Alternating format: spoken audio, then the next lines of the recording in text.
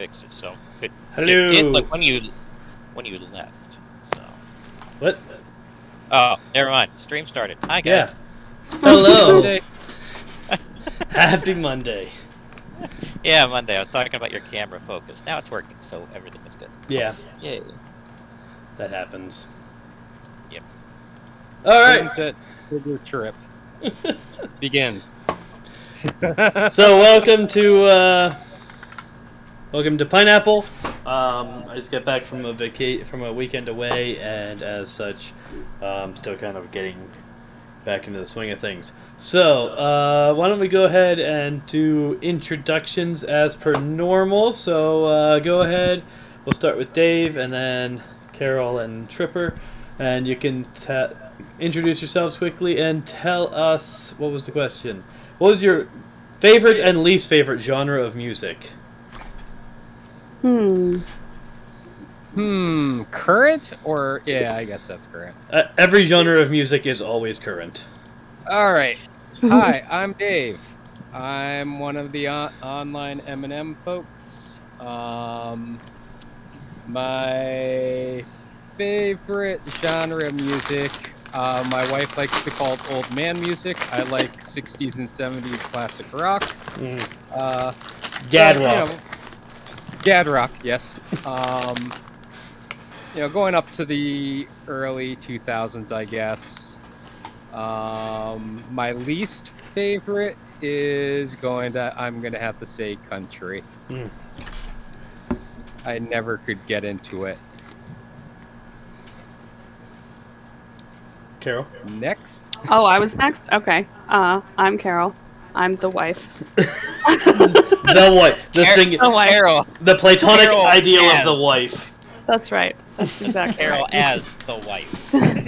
I like that you said the ideal of the wife. Well, I said the platonic ideal, yeah. Yeah. She embodies wifeness. Yeah. Yes. My favorite genre of music? I listen to so many different genres. I think. Alright, but at least a dozen of them are metal. No, that's not true. There's like 2 that are metal. There's definitely more than 2 metal subgenres you listen to. Okay, well, so I think my favorite is gothic metal. Okay. That seems on brand. Yeah. Nice. And my least favorite is probably a tie between rap and country. Rap and country get that a lot. Like, a lot of people tend to dislike those 2 as a pair. Yeah. They're both very samey. So, hi, Tripper. Also do some masterminds. Starting a Star Trek campaign eventually. We'll see what happens.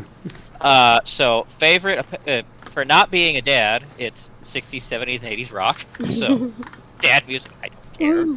Good music is good music. I don't care what era it's from. And least favorite is rap because I don't want to hear you talking about your B's and H's and F the police. I just stopped, please. That's pretty stereotypical there. Yeah. Well, that was the rap. stuff. Yeah. I like music. I don't like them just talking. I don't know. Have you heard pirate rap? I have. Have you heard what is it? Pirate Dan and the Scurvy Crew, I think it's called. I think so. I have not. I'm going to have to look into that. Yeah, I feel like that needs to happen in this household. I think it's Pirate Dan and the Scurvy Crew. Dat. It's too bad we can't have copyrighted music playing on stream. Well, Pirate Dan, Captain Dan and the Scurvy Crew. There you go, yeah. I have their channel pulled up on my YouTube now. So I'll check that out later. We can tell because your mic just went into auto-tune mode. Flag. Flag spikes. Fine. Opens Chrome, goes to 5 frames per second. Oh. You think I have Chrome installed on this computer? Anyway. I don't have Chrome installed on this computer. So my name is Tim. I am the host of this channel and the DM of the Mutants and Masterminds campaign that was referenced earlier, and author of Tall Tales, and my favorite genre of music is probably... It's going to be indie something. Hmm. I'm gonna, probably indie singer songwriter kind of. I feel like that's too. That's listed as an official genre, but I feel like it covers too many things to be It's too a broad. legitimate genre. My favorite genre of music is the Mountain Goats. There, it's whatever they are. That's probably it right there. Definitely my favorite band. My least favorite genre of music is post 9/11 country. Because country has gone through phases, as a lot of things do.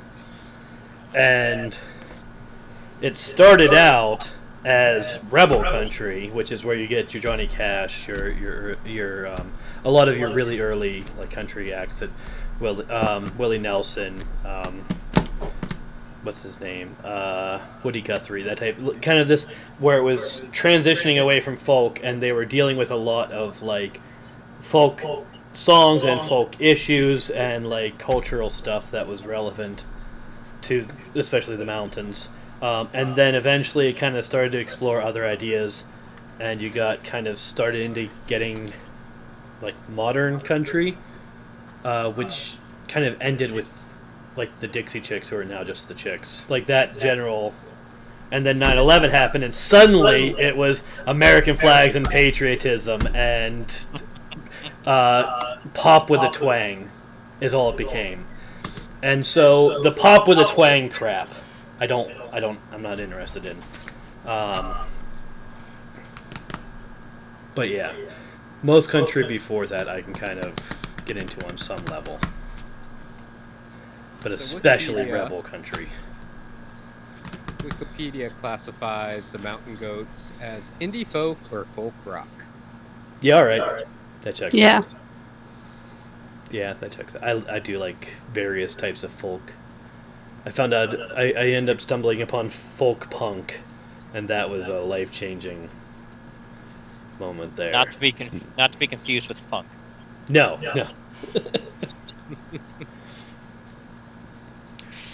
But yeah,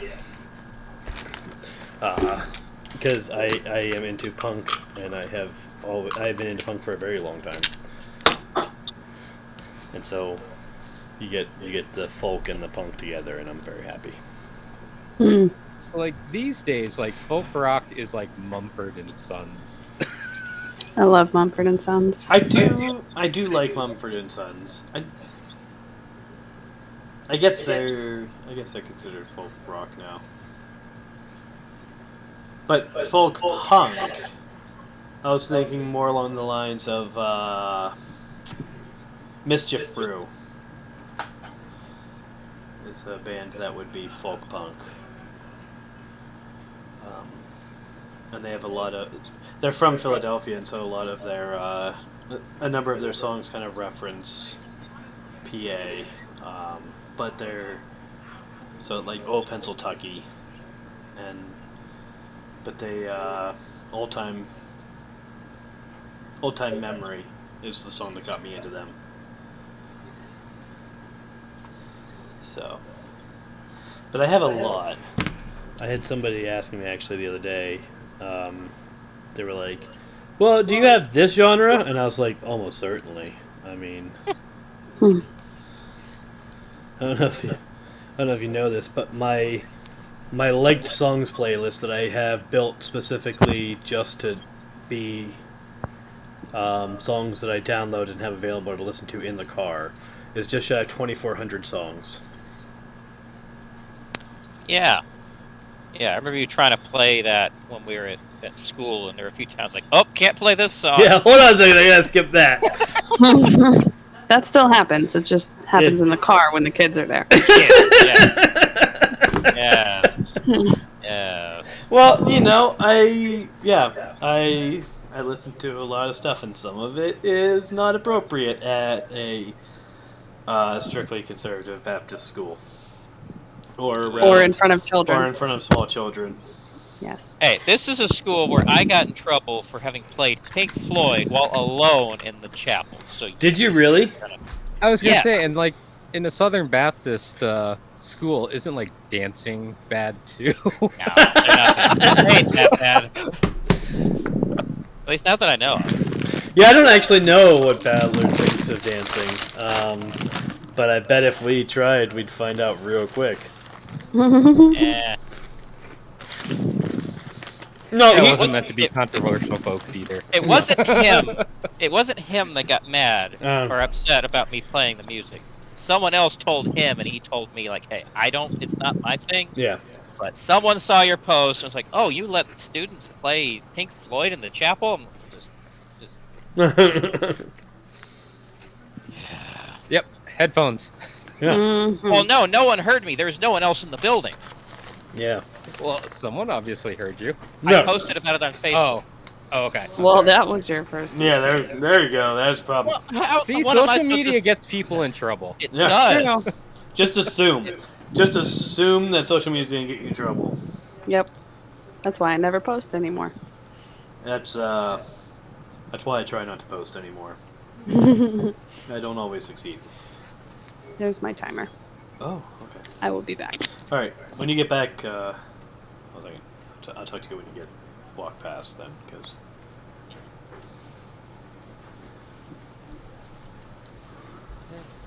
When you get back, you should close your doors. Yes.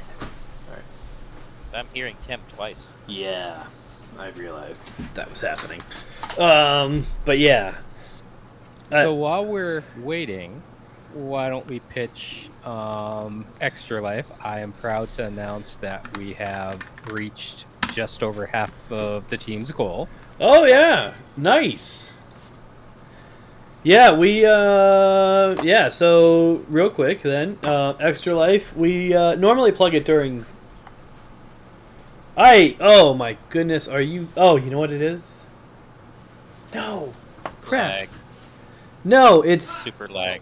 I put the wrong URL in the thing that I post. Hold on a second. Whatever you did caused massive lag, too. Oh, that's weird. Well. Okay. Here we go again. Oh, jeez. Oh, the man, heck you is- froze for you froze for a good 5 seconds. Okay, so what happened was I clicked on the thing for our team page, and why is that not working? And I have it open. I clicked the I link could- that I posted in chat, and it said that team doesn't exist. And so I was checking the link, and so to check the link, I went to my page, and then to clicked on next. But my page and the team page both host this stream. So, Yeah. Oh yeah, you can't post links. I can't. No, and Oh. it's not a you thing. It's No, I understand. yeah, only moderators can post links. But the Well, let me click your link then. well, because I'm looking at the link that it is, and it's the same as the link It's- that's there. It's opening. Okay. For me. All right. Well, I don't know what happened there then, but So it might be because you have the stream linked to it that it's doing something weird I don't know. for you. I don't know. But 'Cause it opened up to the team page for me. All right. Cool. So that's the link. Anyway, so Extra Life is a fundraiser where we get money for Children's Miracle Network hospitals. Most of us on the team Rabbit Haberdashery that are raising money for Boston Children's, but we also have San Diego, Orlando, Springfield, Mass, and Buffalo. Represented. And so if you go ahead and click through to the team page, you can donate to any of us or to the team itself. The second link that I posted is actually my page. And yeah, all the money that you donate goes straight to the Children's Miracle Network Hospital in question. And we don't see any of it. It doesn't go through us at all. And it's used to help kids that are at the hospital that need help. Some of it's used for like entertainment purposes to keep their stay more enjoyable, which is an important part of having kids in a hospital for an extended period of time. And some of it is used for treatment and research and other things like that. So we're going to be there's a tabletop appreciation weekend happening. It is the 19th through the 21st of this month. Various streamers that do tabletop gaming will have streams during that time, and Extra Life will be kind of promoting them, and we encourage people to check those out and enjoy those and support those streams. One of the streams that will happen during that time is the offline group that meets for In Memoriam. We'll be streaming on the evening of the 20th. So we'll be getting together and doing that then. We'll be streaming on the 20th. While it is the offline group, we actually will all be meeting online. We'll be calling in and doing it this way. It's the online offline group. Yep. Maybe some of the online people will show up too. Maybe. We'll crash. Nine It'll be a nice shows up. trip back in time for us. Yep.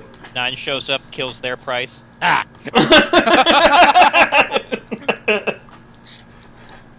Like, I'm doing this again, man.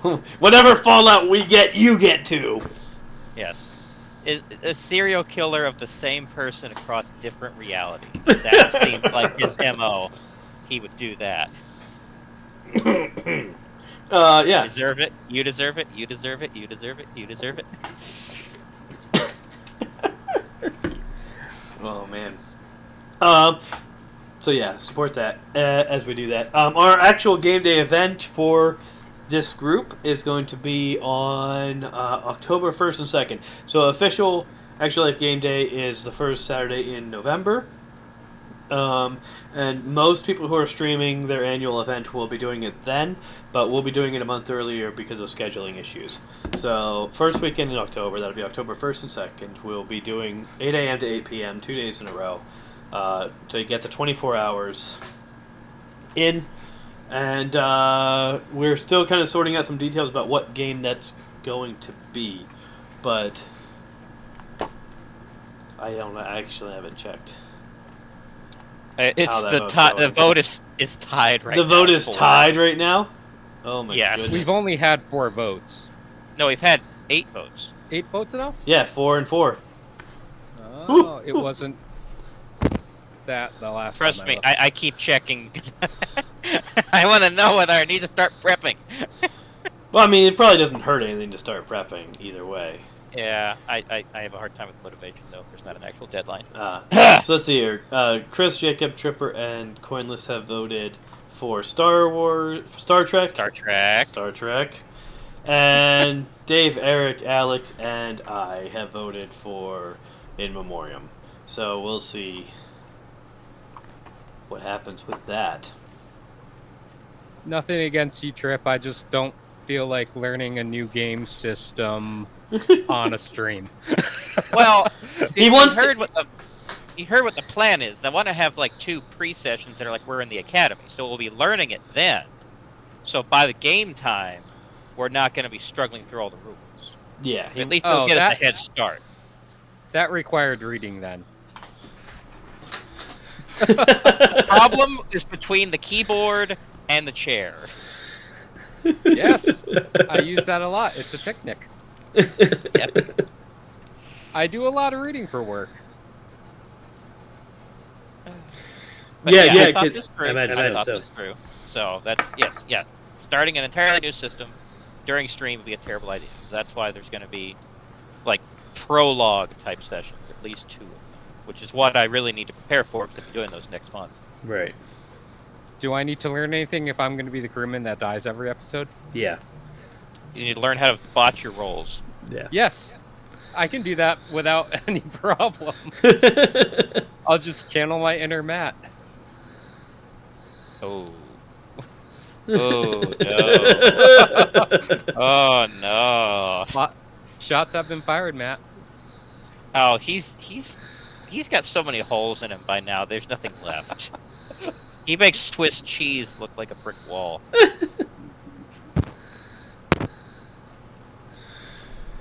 Ugh. All right. Yeah. Should So we anyway. start another topic while we wait for Carol? Yes, we should. Carol missed out. Sad. That's all right. I think she'll live. Yeah.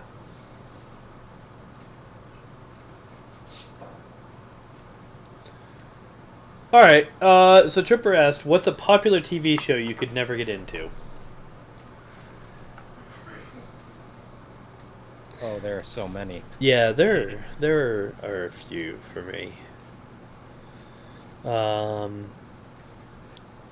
Okay, So I will throw 24 out there.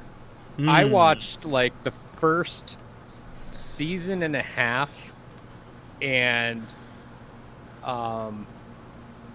Jack Bauer's daughter is the dumbest person alive, and it's like, this show can't be seriously about how stupid she is, But it can. but it can. And so I gave up. I ended up buying like 5 seasons, and I got through the first 1.5 seasons, and I was like, I'm done with this. I think I gave the box sets to my sister. wow.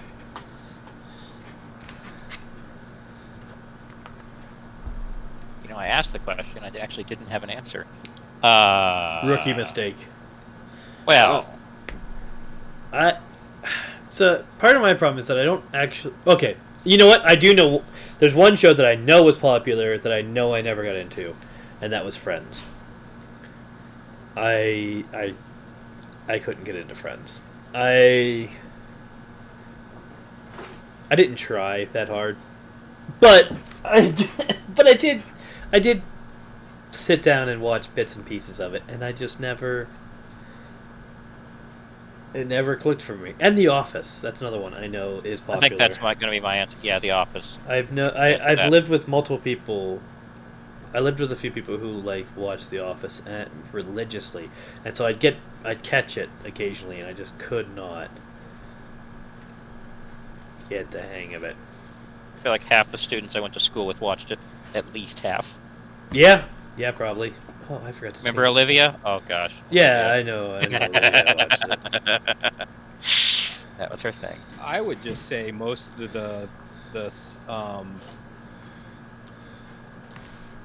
sitcoms in general I never really got into. You know, the mainstream comedies. I was never a huge comedy fan in general, so I like dark comedies, but or intellectual comedies, I guess you could say. But your normal sitcoms with laugh tracks just don't cut it for me. I liked some. I really liked Seinfeld. I liked Frasier and Cheers. And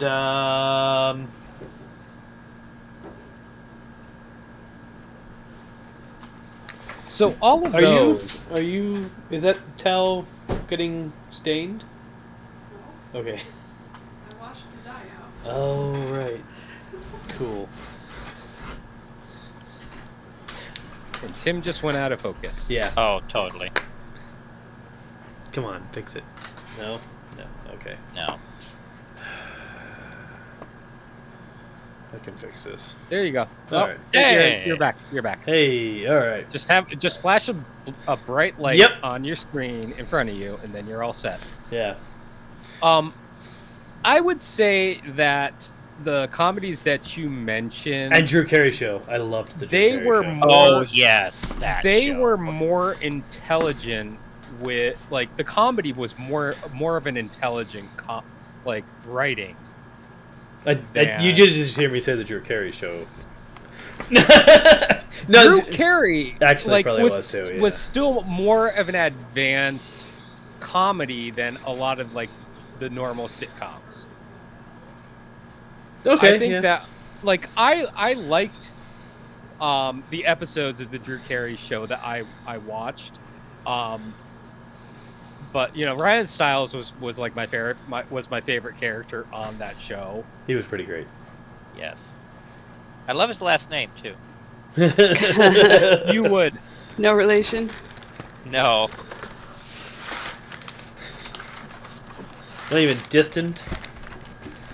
I mean, not that I'm aware of. I don't think he's from Georgia.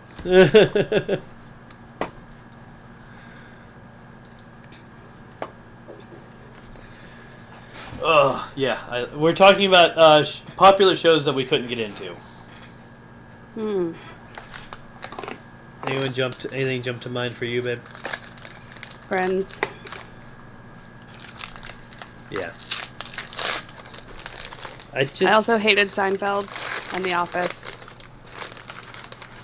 The Office has been mentioned multiple times. And Friends. Yes. Okay.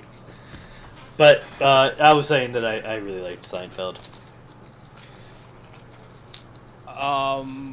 I would say I never got into most of those medical shows. Like ER and that? Yeah, Grey's Anatomy. Oh, and Grey's Anatomy, yeah. Ren and I were watching House MD, which we really liked, but we ended up... I think Amazon pulled them before we were able to watch all of them. Or it was either that or Netflix. But Ren's a big Hugh Laurie fan, so... He's pretty great. You know, he is pretty great. And he has such a range as an actor, so we enjoyed that at least. But Grey's Anatomy, ER, Chicago Hope, and all those other medical shows. No. What about Scrubs? I liked what I watched of Scrubs when it was on. I wasn't one of those people that would watch the shows the nights they were on, so you know, I'd have to find them on demand, or I'd have to actually record them to a DVR. And then I just ended up having too much to watch. I loved Scrubs. It was hilarious. Whatever happened to Zach Braff? He's still around. But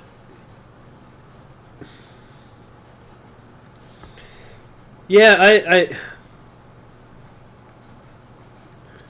Scrubs was one of those shows, and there's been a few, where people insisted that I would love it if I sat down and watched it. And I'm sure they're right. One of those people being me. One of those people being Carol. And I'm sure they're right, and I'm sure Carol's right. I just haven't. I haven't sat down and given it a shot. There was that one. There was Reaper. There was Chuck. Chuck was another one that people told me. I would love Chuck. I would adore Chuck. I would get right into that show if I sat down and watched it, and I haven't. And Parks and Rec is another one. Zach Braff is in the Kenobi show. So is Parks he? and Rec apparently. Mm-hmm. As who? Freck? Oh wait, is that? No, it's a voice. It's just a voice. Oh, okay. Oh. But still. I heard that Parks and Rec, you have to kind of getting through the first two seasons is kind of a chore, and then It's it gets just the first one. enjoyable. But to me, that's kind of I don't want to do that. I don't want to suffer through something. It's so worth it. It gets so good in the second season.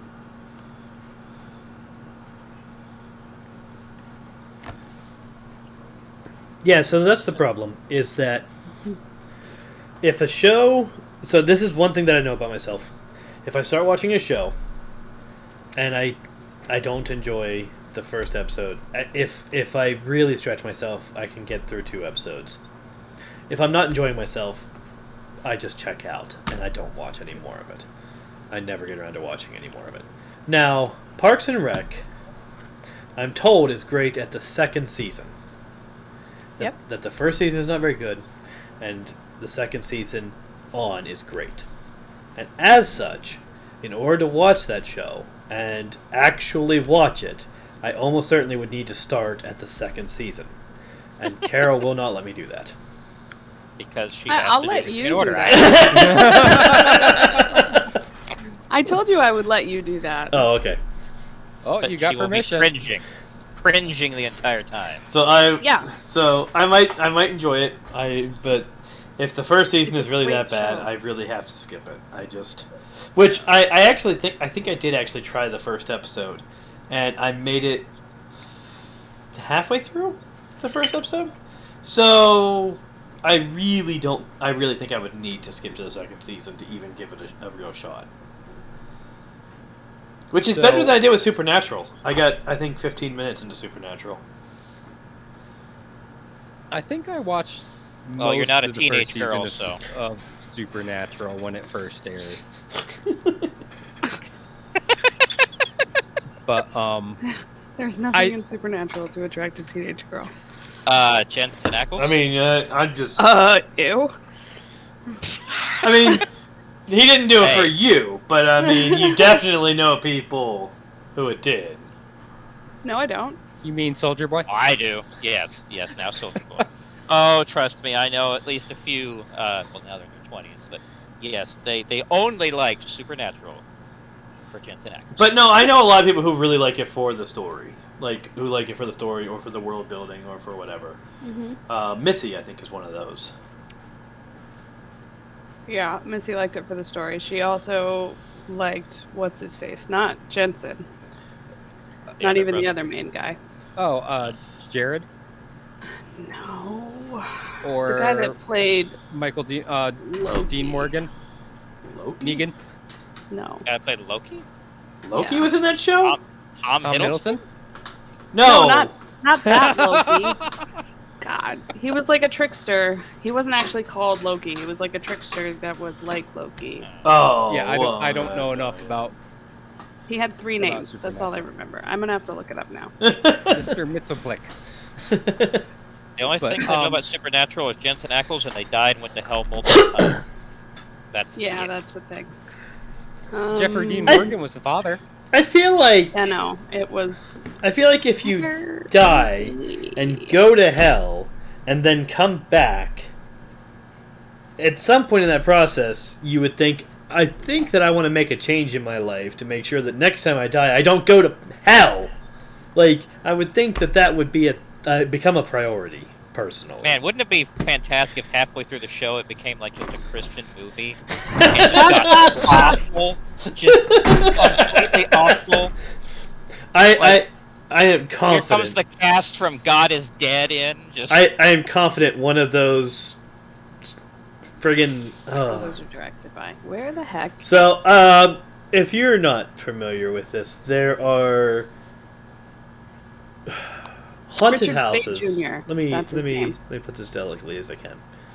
There are churches who put on haunted houses that are intended to scare people into faith. declaring themselves Christians and signing To a paper repenting. saying Yeah. that. And I have very little respect for that approach. They make fun of Oh. that on Young Sheldon in one of the episodes. Okay. I have very little respect for that approach, and I thought we weren't talking about controversial topics. we're not arguing about controversial topics. So, Everyone, Well, we can put a damper on this and So that means We're means not you can say arguing. your piece and nobody else is allowed to disagree with you. no, I'm we're just- not arguing. I'm because just- everyone here agrees. here, I'll put it into it. You're wrong, Tim. there we go. I am just saying that but the point of me saying that was to say that I feel like that idea has been used in at least one of those. Yeah. Like, I bet you there's one of those out there that at some point during the run of Supernatural dressed up their people as supernatural characters and had them go to hell and come back and go, oh no, that was terrible, I gotta not do that again. And they were like, you don't want to be like Hunter Joe, do you? Yeah, but there were like story reasons for them going to hell. It wasn't like, oh, I died and went to hell because Christianity says I go to hell when I die. It was like, Yeah. I need to go to hell for such and such a reason, or some demon brought me to hell. Right. But Like, but that's not how they would present it at that haunted house that I'm Oh, no. speculating No, I know must that. exist at some point. I'm talking about supernatural Yeah. and nothing else. Okay. Hey, I know a bunch of people in New Hampshire that would hate this conversation right now. Yeah. So. Yeah, that was my introduction to it, actually. I didn't know that those existed. I grew up in a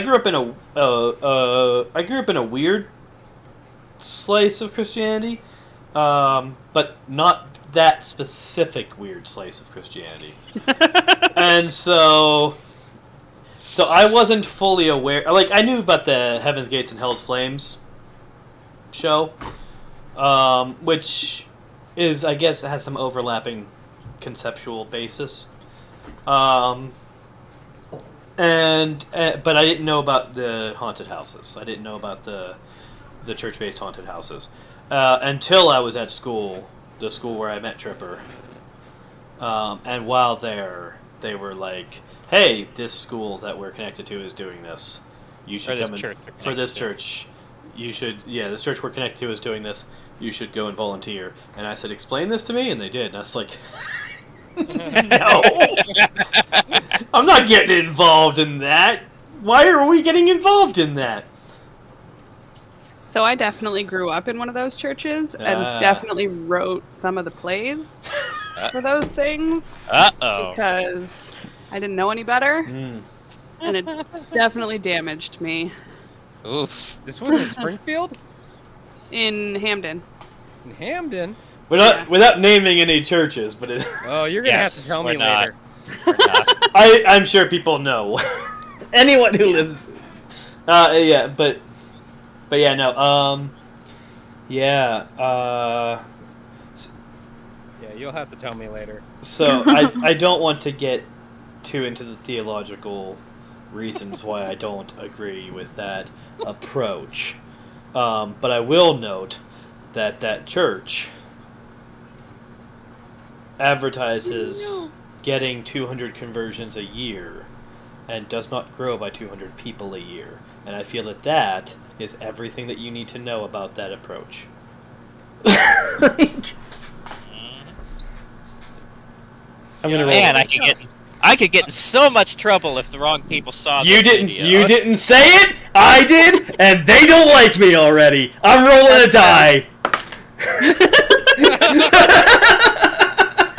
That was the best segue ever. We need a clip of that. If you're watching, there's a button to make clips on the fly.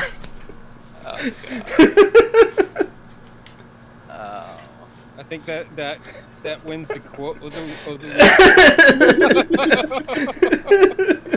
I laughed so hard I'm seeing spots. Pineapple. Hello, Eric. Oh, hi. Are you just joining us, or have you been here for a while? How long have you been there, Eric?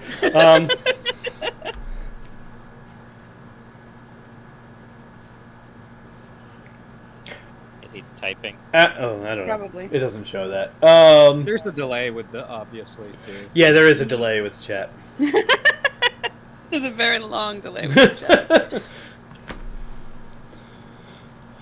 chat. Yeah. Alex wanted us to discuss lyrics that just don't make any sense.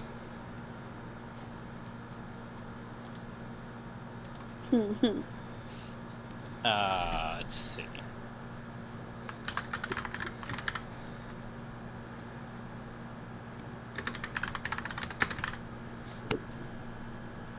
I don't know, all my music makes sense. Yeah. Oh, American Pie. it's literally all metaphor. Well, that doesn't mean it doesn't make sense. It just means that it's metaphor. Well, but what it's supposed to mean doesn't make sense. You have to like research. Okay, what does this mean? Like, I have to. There's look a good it up. documentary on that. Yeah. Wait, you have to research metaphors? To know what they were trying to say, yeah. I hate interpreting, like, poems or music or whatever. I don't like it when it's not literal, because I don't know if I'm interpreting it right. I'm afraid of misinterpretation, man. Yeah, it's on Netflix, I mean, right? that's The Day the valid. Music Died? Yeah, they music. Yep.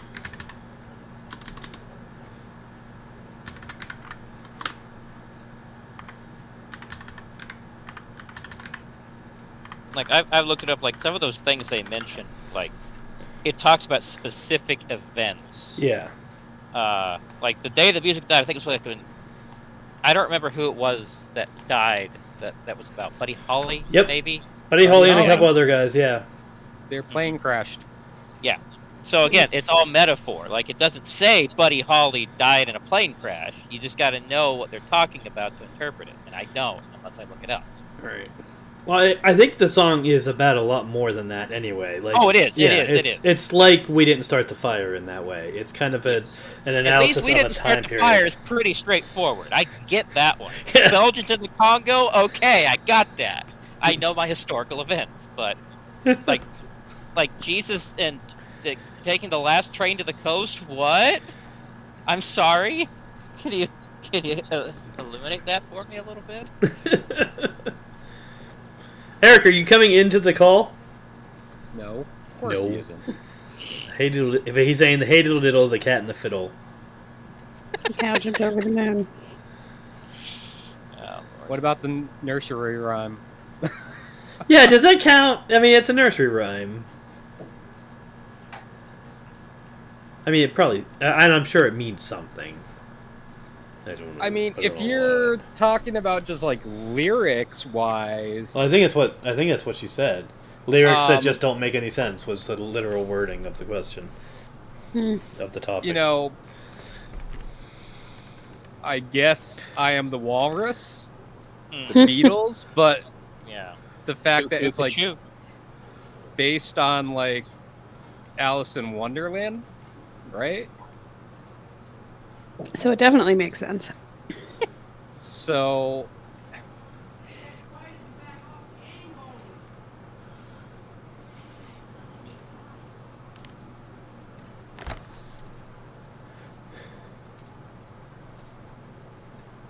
You're thinking very hard, babe. It's because all things are illuminated to Tim. There is nothing that doesn't make sense. No, it's because I faded out for a second there. Didn't actually hear what you just said. What was just said?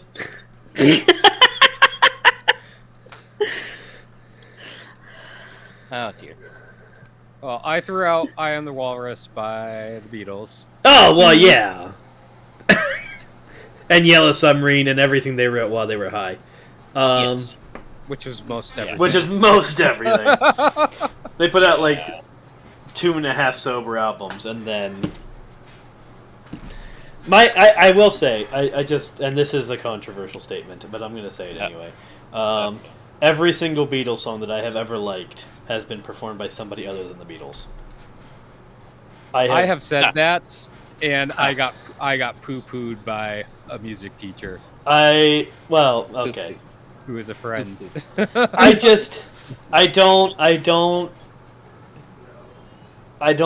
I respect. Okay, I used to say I respect that the Beatles were good at what they did, but what they did doesn't appeal to me. But as it's become clear to me over time, I don't actually like what the Beatles did. I just like what they convinced other people to do. Brittany is banging Travis. Oh, sorry, Brittany. And so, yeah, I don't like the Beatles. It's like, for me, it's like Like the best stuff in the world.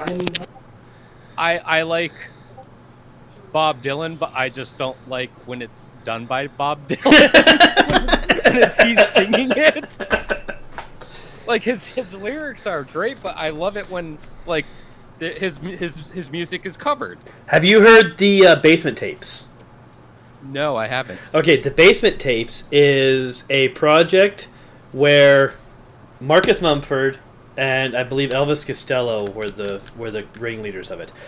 Marcus Mumford and Elvis Costello were given a book of poems that Bob Dylan wrote but never put to music, and then they put them to music with the help of a rotating cast of other musicians.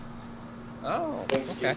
I think the first song they released from the Basement Tapes was Kansas City, and it's really good. But it's exactly that. It's just Bob Dylan writing lyrics and then just handing them off to other musicians. And those musicians being Elvis Costello and Marcus Mumford, and then an assortment of other people. So I will say that like Bob Dylan over the years has certainly grown on me as well. But like I remember when I first like heard any of his music, I'm just like, what the bloody hell is this? And why can't I understand anything that he's singing? It's like to me, Bruce Springsteen. I don't like him either. See, I like both of them. In the case of Bob Dylan, I will say he's not good at singing, but I think his voice suits what he's talking. I think his voice suits what he's doing, and so I enjoy it. Even when he's the one singing it. But oh, can we change the topic a little bit? Can we tweak it? Yeah, we can do whatever we want. It's Pineapple. Lyrics that don't make sense in the context that they're used. And a good one is Born in the USA by Bruce Springsteen. Yeah. It's hilarious when people play it, like, acting like it's all patriotic. And it's like, if you listen to the lyrics, it's like, dude, he's making fun of America. I know. I know so many people who, like, hardline, like, far right, like, drank the Trump Kool-Aid. I was trying not to go into that camp. Well, I'm not saying whether they are right or wrong out loud in this place right this second. What I am saying is that I know a lot of people who are in that category who love Bruce Springsteen and very few love Bruce Springsteen and Rage Against the Machine, but like these two bands. Like, one of these two bands, and I sit there and go, how? How do you listen to these songs and not realize that he's talking about you? Like, how do you not realize that he's saying, you personally are wrong? It's the everyone thinks they're Dumbo effect. Really, like these people are like all like patriotic, and then they're like, "Yeah, Rage Against the Machine." Yeah. I think is it Ted Cruz or there's like someone like Ted Cruz or something. Huge fan of Rage Against the Machine. I don't think it's actually Ted Cruz. We said that we wouldn't argue controversial topics, so I won't say anything about Ted Cruz. Yeah. However, if you join our Discord,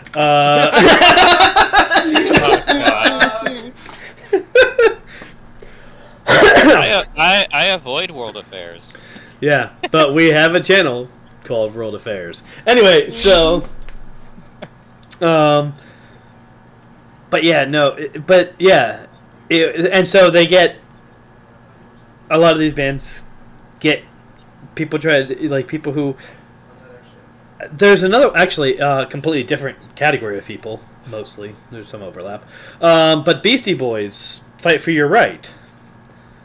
They were mocking, the point of the song was that some of their music started to get picked up by, like, these jock party boys that the guys in Beastie Boys viewed as, like, meatheads that they didn't want anything to do with. And so they wrote Fight for Your Right to mock them, and then that's the song that became like the party anthem and put them on the map, like in the national eye. And it was entirely pushed by the people that it was critiquing. and that's another one like that. Like, if you stop and actually know anything about it, it's like, oh, you're blasting this while doing a keg stand, and I feel like you should probably not do that. Well, keg stands are a bad idea in general.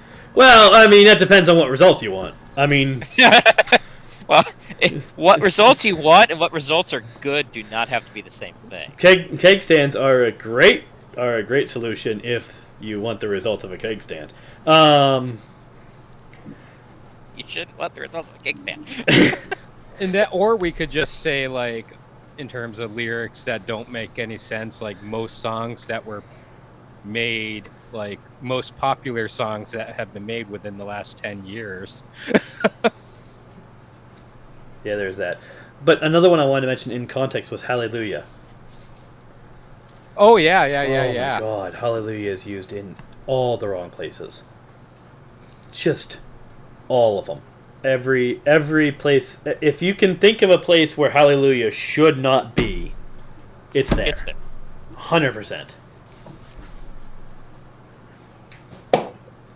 Yeah, it's like everybody treats it as a reverent song, and it's supposed to be mocking of all of those situations that he's singing about. Well, not just that, but it's also people treat it as a reverent Christian song, and it's a critiquing Jewish song. It's very, very Jewish. in lyrics and in content and everything. What are you talking about? With the last name of Cohen? Yeah, I can't imagine. No, I can't imagine how Leonard Cohen would have stumbled upon that.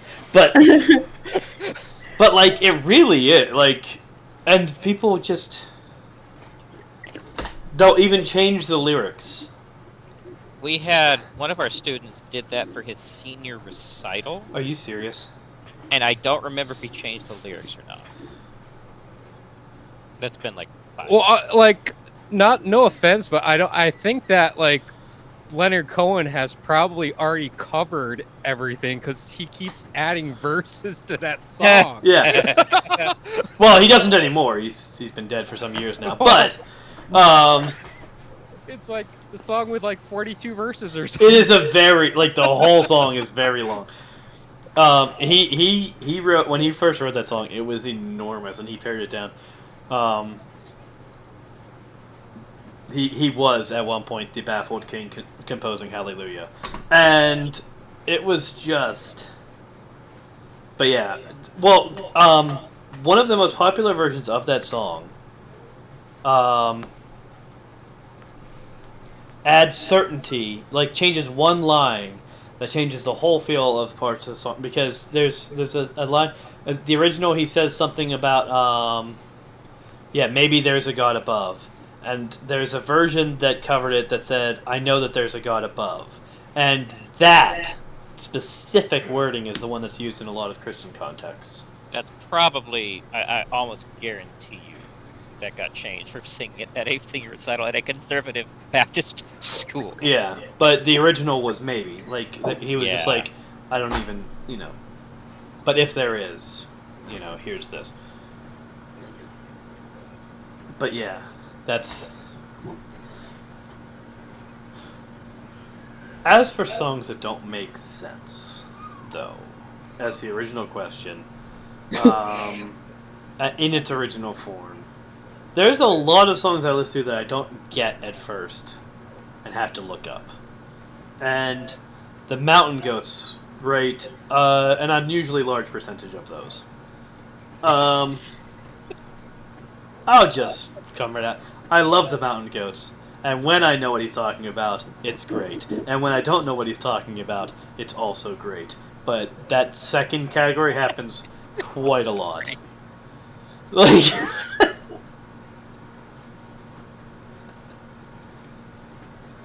I just love it when people are like, when you wrote these lyrics, what did you mean? Yeah. And then they're like, I didn't have anything in particular in mind. Oh, whatever. Yeah. I like when they're like, I don't even remember writing that song. Do you have any idea how high I was when I wrote that song? Oh my goodness. Yeah. But there are there are quite a lot of those.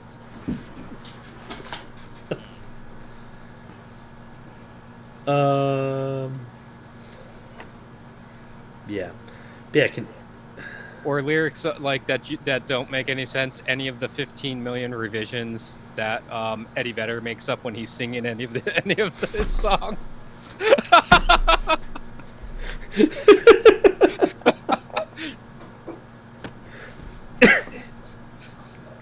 All right. Yeah. Yeah, that should count.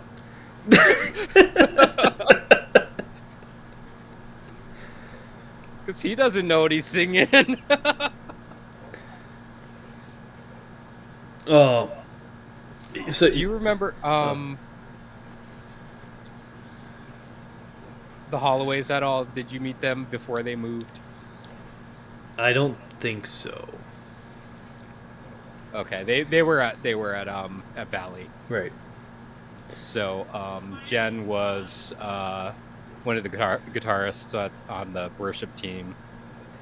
She became the worship leader when Shane left to go to seminary.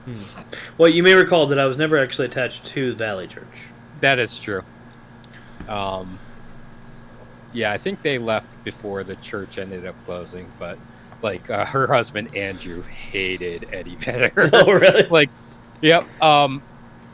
Everybody was talking about. I think the stream just cut out. It doesn't say it did.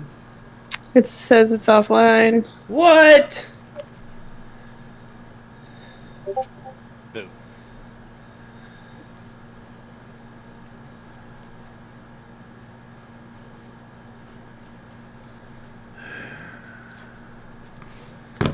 I don't know why this.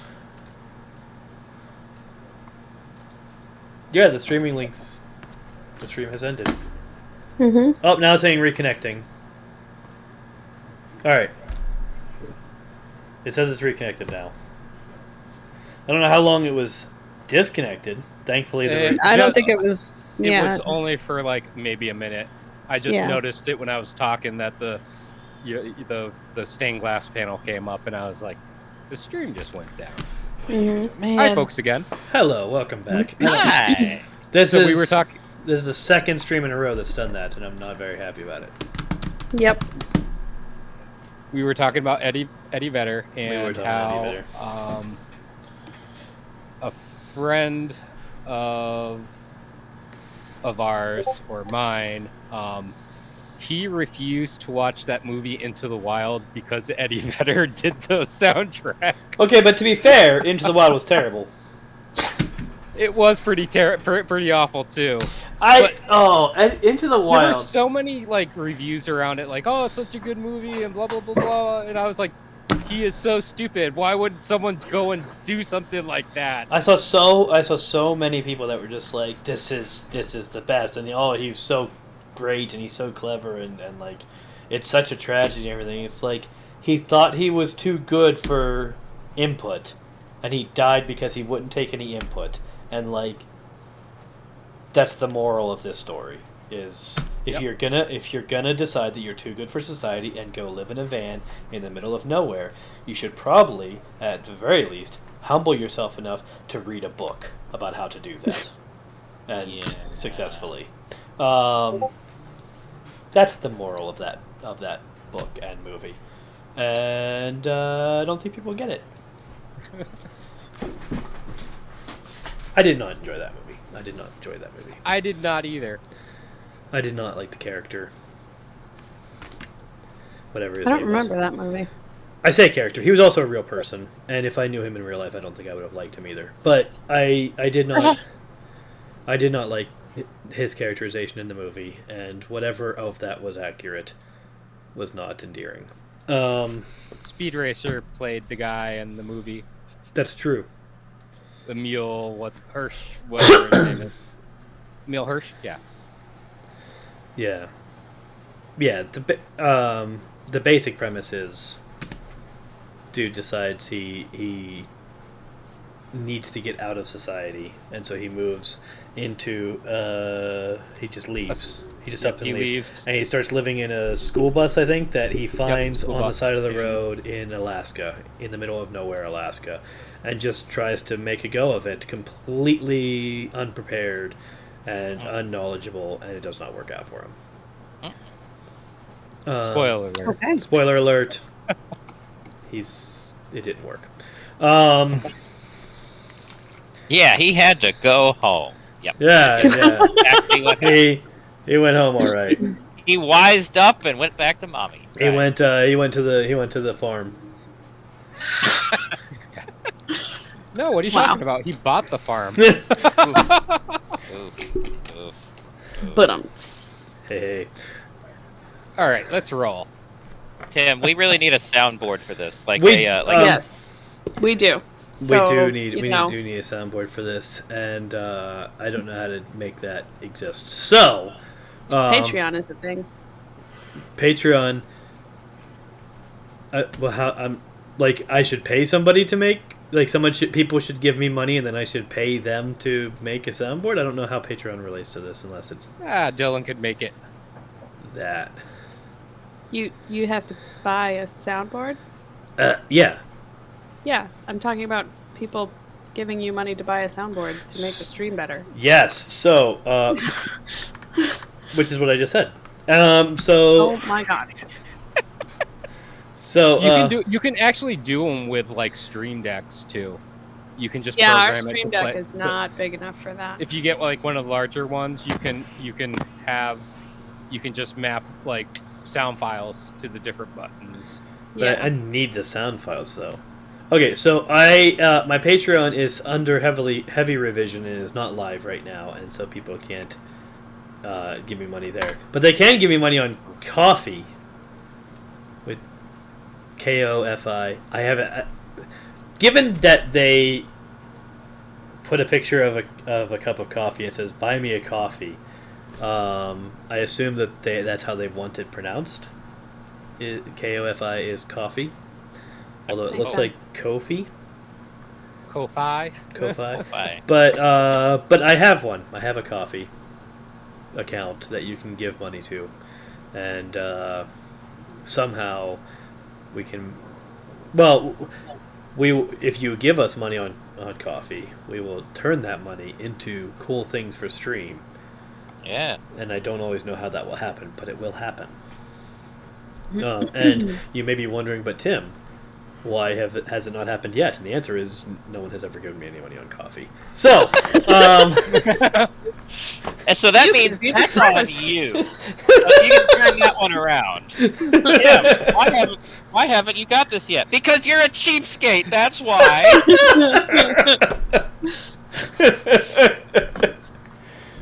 I do Extra Life, and I enjoy doing Extra Life, and I'm not great at the actual fundraising part of Extra Life, if I'm honest. In general, if I have to raise money, I'm probably not going to do very good at it. And it's not because of, like... It's not because I lack the skills. Like, people tell me all the time, oh, you'd make a great salesman. Oh, you should do really good at, like, raising money. And those things are probably true just, like, conceptually based on my skill set. But in fact... In practice, what it is that I grew up poor, and I have been poor for almost my entire life. Like, it's within the last, like, just barely pre-pandemic, I stopped being poor. And so that conditioned me in a certain way. And so when I get to the point where I have to actually, like, push someone that last little bit to make actual money change hands, I stop. I can't do it. Because that's real life money. And I'm not going to give somebody real life money. I need that to eat, is kind of the mindset that I have because of being poor. And so I balk at that point. So I'm not very good at raising money, is my problem. But I am good at recruiting people. Well, I'm shameless, so donate money to Coffee for Tim so he can buy a soundboard. See, that's how that works, Tim. Yeah. Yep. I'm working on it. I'm not working that hard at it because I don't want to work in sales. But I'm trying to be better. I'm trying to be better at the fundraising part of things like Extra Life. But mostly, how I end up getting money into Extra Life is I get other people to raise money. I recruit people into Extra Life, which I will be doing. He delegates. Friday. I'm a leader. What can I say? I'm a motivator of persons. Motivator of person. Yes. Okay, then. What's your earliest video? We've talked about what your earliest memory with video games is. Why did that get back on the list? Have we talked about that? We haven't talked. Yeah, we have talked about. We have talked about our earliest experience with video games. We've talked about our early consoles. We've talked about early video games. I don't know if we've specifically talked about what's your earliest memory with video games, but I feel like it's probably come up. I feel like it's exactly the same answer as like your first experience with video games. Yeah. It would, by definition, be your earliest memory of video games. Yeah, okay. I'm going to roll something else. And hopefully actually get a different number. I have reality TV on this list for some reason, and I don't know what makes me think that anyone in this channel actually watches reality TV.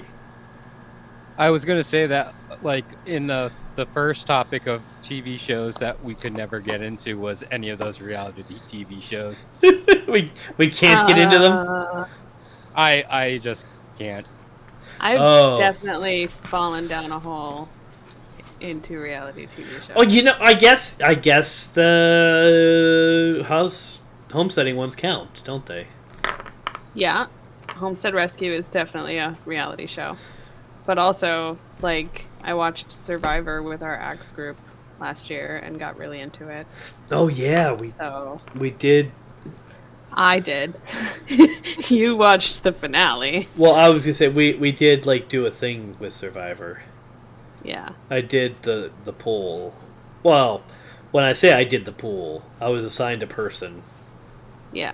And I didn't know who You that person won. was. And I won! My person won, and so I won the poll. And the only episode I watched was the season finale, and I didn't know who my person was until about a half hour into the season finale. Which one's mine? What was that? I said, which one's Yeah, mine? I was like, Yeah. I literally was like, is that my person? And Carol was like, yeah. I was like, oh, okay, cool. Alright. Yeah. You just throw throw a dart at the board.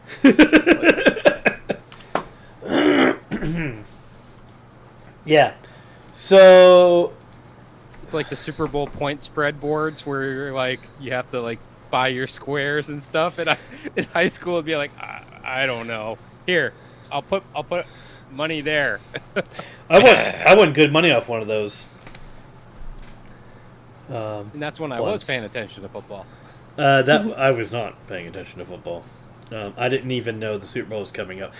So for many years, the only reason I knew when the Super Bowl happened was because I delivered pizzas, and they would say, "Hey, this Sunday is the Super Bowl, so be ready for that." And I'd say, "Oh, okay," and then I would brace myself for making a lot more deliveries, which didn't actually involve much bracing because I just really liked driving around and giving people food and collecting money. So, whatever. But I would obviously be doing a lot more of it on Super Bowl Sunday. And Halloween. Halloween was a big party night. Oh, yeah. Lots of wings delivered on Halloween. Oh, yeah. But yeah, my coworkers really liked it. Really liked football. And they had a pool one year. Well, they had a pool a few years. I only participated 1 year. And it was, it was one of those things where it was like, you pick which team is going to win, and then you write down what you think the score is going to be. And the person who had the right winning team and the closest score won all the monies. And it was a year that, I don't remember what year it was, but the Giants were playing the Patriots in the Super Bowl. And literally everyone put the Patriots and then just had different scores up there. And I was like, no one has picked the Giants? And they said, no. I said, why not? And they were like, oh, the Patriots are going to crush them. I was like, okay, but if the Patriots go out there with that mindset, they're going to make mistakes, and then the Giants are going to win. So I'm going to pick the Giants, and I was the only person who picked the Giants, and I won all the money. So that was how I did that, how I handled that one. But yeah, no. But with the pool with the Survivor, I had no involvement at all until someone handed me a check or an envelope full of money. It was a check. It was cash. I was handed an envelope full of cash for winning a game that I didn't entirely know I was playing. Ain't nothing wrong with that. Yep. Oh, jeez. Just Tim things.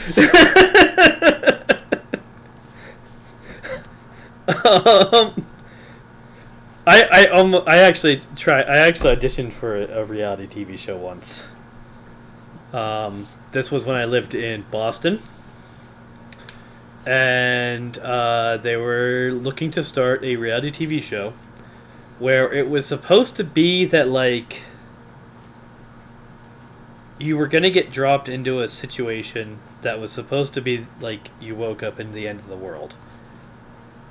Like, the world ended overnight, and it was just you and this handful of survivors. And it wasn't Survivor, because Survivor doesn't have, like, that... I don't think Survivor has a premise. So the idea of mutants and masterminds from And, this reality show. well, I didn't... No.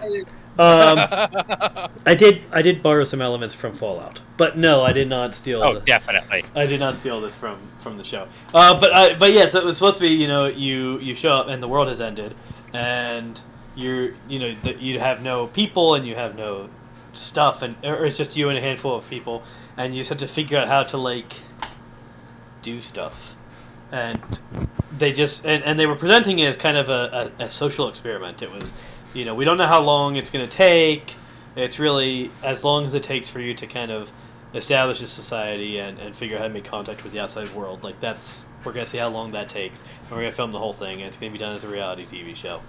And so I auditioned, partly because I was bored, and partly because I didn't know where I was going to be living in a few months. And I figured, well, if I just go win some money on a reality TV show, then I can live wherever we're filming.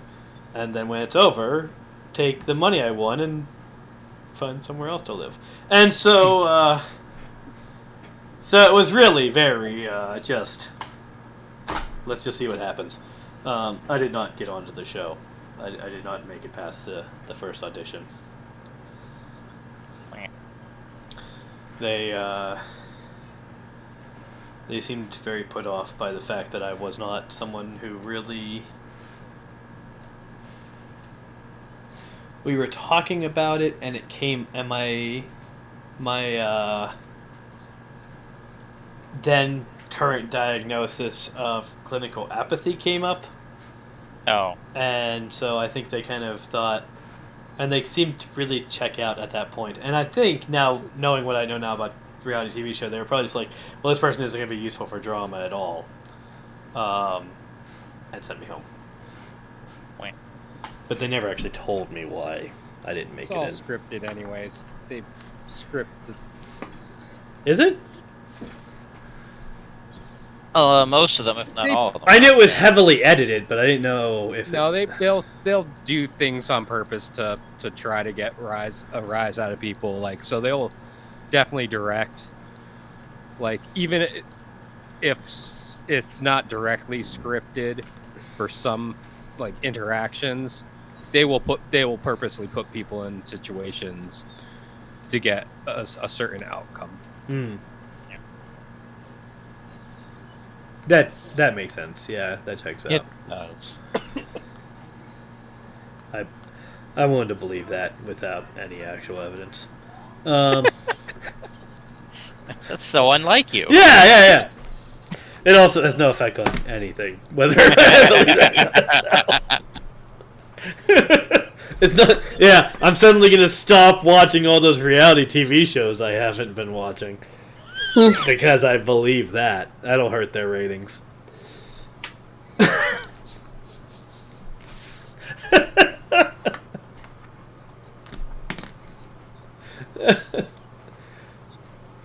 Okay. So this topic is, unless someone had something else to say about reality TV. Nope. Carol's just going to speak for the group there. So this one is great news or releases. So something that has been announced or that we haven't talked about yet that you're excited about. That is, yeah, that thing that you said.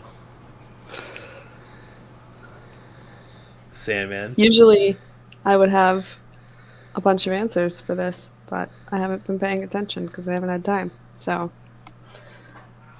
Sandman's a good one, though. I am excited for Sandman. It's been released though, so It's no. been released. I said Yeah. great news or releases. Yep. Oh, fine. But it has been released, and I'm very excited for that. But I haven't seen it yet because it was released while I was on vacation, and we just got back late last night, and today we were busy. So I am quite enjoying it. awesome. How many episodes did you say you're in on it? We watched 5 episodes, so we're wow. just about halfway through. Man, Yeah, Nice. we just hit the half point. I don't know why. So I don't know why we decided we had to go the British route and make all of our TV seasons super short. I really like the British methodology for episode releases. I've always enjoyed like the more recent like British TV shows over the standard 22 episode format because there's no time to add fluff. It keeps the storyline pacing well. It makes the writers actually think of what they want to present, and they have to present it in a timely manner for it to fit in the season. And you don't get the stereotypical like flashback episode or the fluff episode. Like that's where I hated like the standard 22 episode story arcs for like, you know, normal seasons of American TV shows before they started going to the 10 episodes. Because like every popular TV show, you would have that one episode where it was like, remember this episode back in season 2 where we're gonna flash back to what happened and basically do a recap of everything that's happened up until now. See, I didn't experience that as quite as widespread of a problem as you're describing it. I feel like it was not a universal problem. It was an occasional problem. But also, I really liked the fluff. I like if a show. Okay, so the thing is, and I've talked about this before. In order, and I don't actually know if I talked about it here, but I know I talked about it in the horror panel that I was at Book Fiend Readers Fest. But we were talking about. Okay, so in order to, there's a lot of stuff that you're trying to do, and a lot of that stuff involves. Okay, I'm gonna start this over. If you're trying to tell a very tight story, the problem with telling a very, very tight story is that you have to do one of two things in order to really build the energy properly. In order to really build investment and really build energy, you really have to do one of two things. And one of them is you have to make it so tight that you only ask one thing of the viewer. So, like a short story, one scene, one big emotional payoff, okay, fine. If you try to drag it out beyond that, then what you need to do is have crescendos and drop-offs. And you need to have periods where people can take a breath and reset, and then you can build higher. But if you just make an upward ramp of energy, people burn out very quickly. And so I feel like, in general, what I'm seeing in the especially the 6 episode things that Marvel is doing, 10 episodes may or may not be better. I don't know yet. I haven't seen Sandman. But what I'm seeing in there is that they don't have time to do that well. They don't have time to put in the necessary lulls well. Whereas a 22 episode season, you have time to kind of build things up, and then you can take a half episode, even a full episode if you need to kind of step out of that, get a breather, refocus, and be ready to just dive into making it more of that as you go on. And, that's the function the comedy relief plays in horror movies. That's the function that... And so, like, movies, it's fine, because they can put in the quick little snippets like the comic relief, or they can just ask for one quick payoff, because it's a fairly short amount of time. But 6 episodes, things like that, I think that the Marvel shows are not doing a good job of that. They're trying to do too much in too little time, and they're not getting the lulls right. And so that's the big thing I don't like about this shift. I really liked those lulls. I really liked the bits of fluff. I really liked the ways that you could explore who these characters were and what their world was and what the implications of the story were. You had room to kind of do that when you had 22 episodes that you just don't have in 6 or 10 episodes. Is my opinion.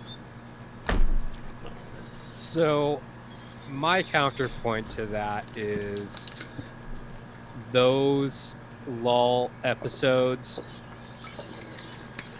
I attribute to just weak writing overall. They're not always, though. Like sometimes a they lot are. of them are. Again, I'm talking about those recap episodes. It's like, okay, the writers were being lazy. This doesn't really drive the story at all. Even like, I don't mind lulls in stories, but I feel that each episode needs to connect to the overall story arc for the season. Yeah. Especially for a season that is that has like a a connecting storyline. If it's like an anthology series, that's a totally different thing. Right. It's like it's basically just a string of movies, and it operates on movie rules, whatever. But I love anthology series, and I don't mind in an anthology series if you have a slower episode, because they're all not connected unless, with the exception of them, existing in that one universe or whatever. Right. Or the overarching just theme of the anthology series, like, Love, Death, and Robots. It's like, okay, they may not be all like connected in the same universe, but they share common themes between the different episodes. So again, if the writing is strong, then there are good standalone episodes of shows, but I think those, in comparison, are few and far between. Okay. Are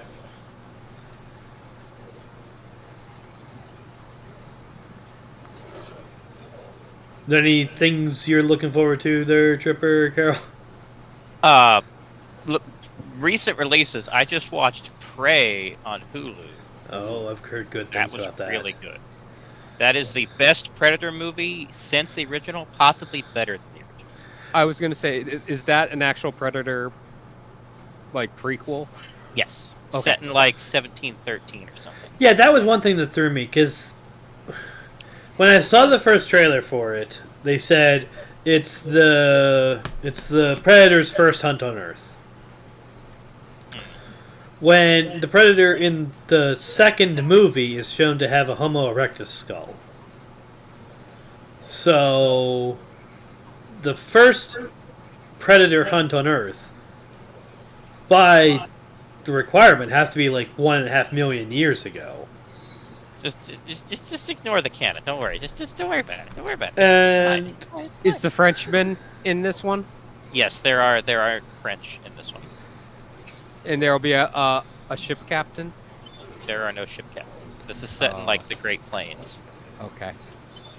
yeah, the Comanche. It's I think the first movie that is releasing with a full Comanche language option. Yes. As well. Oh. Like And they, the cast are all Comanche. It's great. yeah, they got a lot of like the cast is Comanche. A lot of the people who were involved in writing it and giving artistic direction and stuff were Comanche, and so they But had a very strong hand in it. But you said French people were in it? Well, yeah, French trappers. That was a big thing Okay. in 1713. Does he get the pistol? What pistol? So at the end of Predator 2, he throws a flintlock pistol at the feet of Danny Glover's character, and it has a captain's name on it. So That is I'm just unrelated.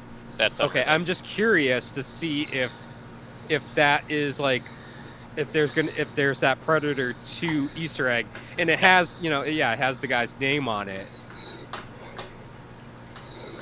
Well, I won't spoil anything. It can't be the same one. There may be an allusion to that, but I won't say anything else. Okay. I'll have to research that, actually. Because I'd say about a month ago, I rewatched Predator 2 because it was like, I think it was on Hulu. And it was like, I haven't seen this movie in forever. And I was like, oh, this is why I haven't seen it. Predator 2 is not the best Predator movie, even There when there are were people only the that two are of like, them. oh, Predator 2 is actually better than you think. And I was like, okay, well, I had only watched it once. And I was just like, I'll give it another try because it had been at least like 20 years since I've seen Yeah. it. And I've seen like the original Predator multiple times. Did you know that Jean-Claude Van Damme was originally going to be the Predator? I did, yeah. Wearing the lobster suit. Oh, Lord. Yeah, I did. That was fun. So that's good to know. I've seen it popping up on my Google What? TV suggestions. So I am I was hoping that was actually going to be a real Predator movie and not like a knockoff movie. So that's good. Oh yeah, I did hear that it was actually like a legit. It's part of the It is it's part of the legitimate. Predator series. Now I need to see if my friend's sister actually cast that movie. I am interested in seeing it. I am curious about it. I will highly recommend it. Obviously, the concern that I had about, well, clearly it's not the first hunt if these aren't Homo erectus, is not that big a deal. Like, that was not going to ruin my, unless they say in the movie somewhere. They don't. They've They never don't been to say that Earth in the before. movie. We've never been to Earth No. before. That's never said. So So it's what fine. someone says outside the movie is pointless. Yeah, so whatever. That was just a marketing faux pas. Yeah. I can live with that. But I am excited. I want to see the movie. I think I saw it like the day it came out. Are you interested in seeing that movie, Hun, or am I watching that by myself? Predator? Yeah. Pray. Well, it's You- Prey, but it's a Predator movie. You're asking me if I'm interested in a Predator movie. I'm verifying before I go and watch it by myself. Honey, knock yourself out. All right. Does she have a problem with the horror or the gore? The horror. Hmm. Oh, that was wrong. Oops. Wait, Predator's a horror movie? Yes! Are you kidding me? No, I'm not. I didn't know I was writing horror until people told me. Like, Well, I mean,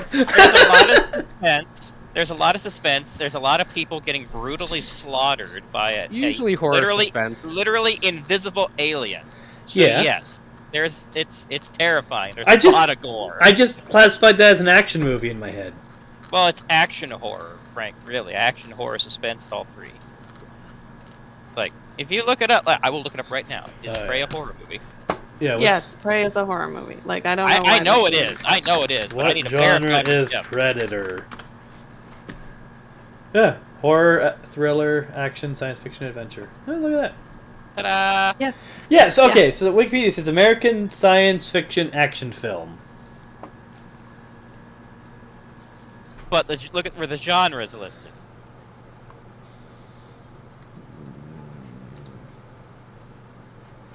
Where's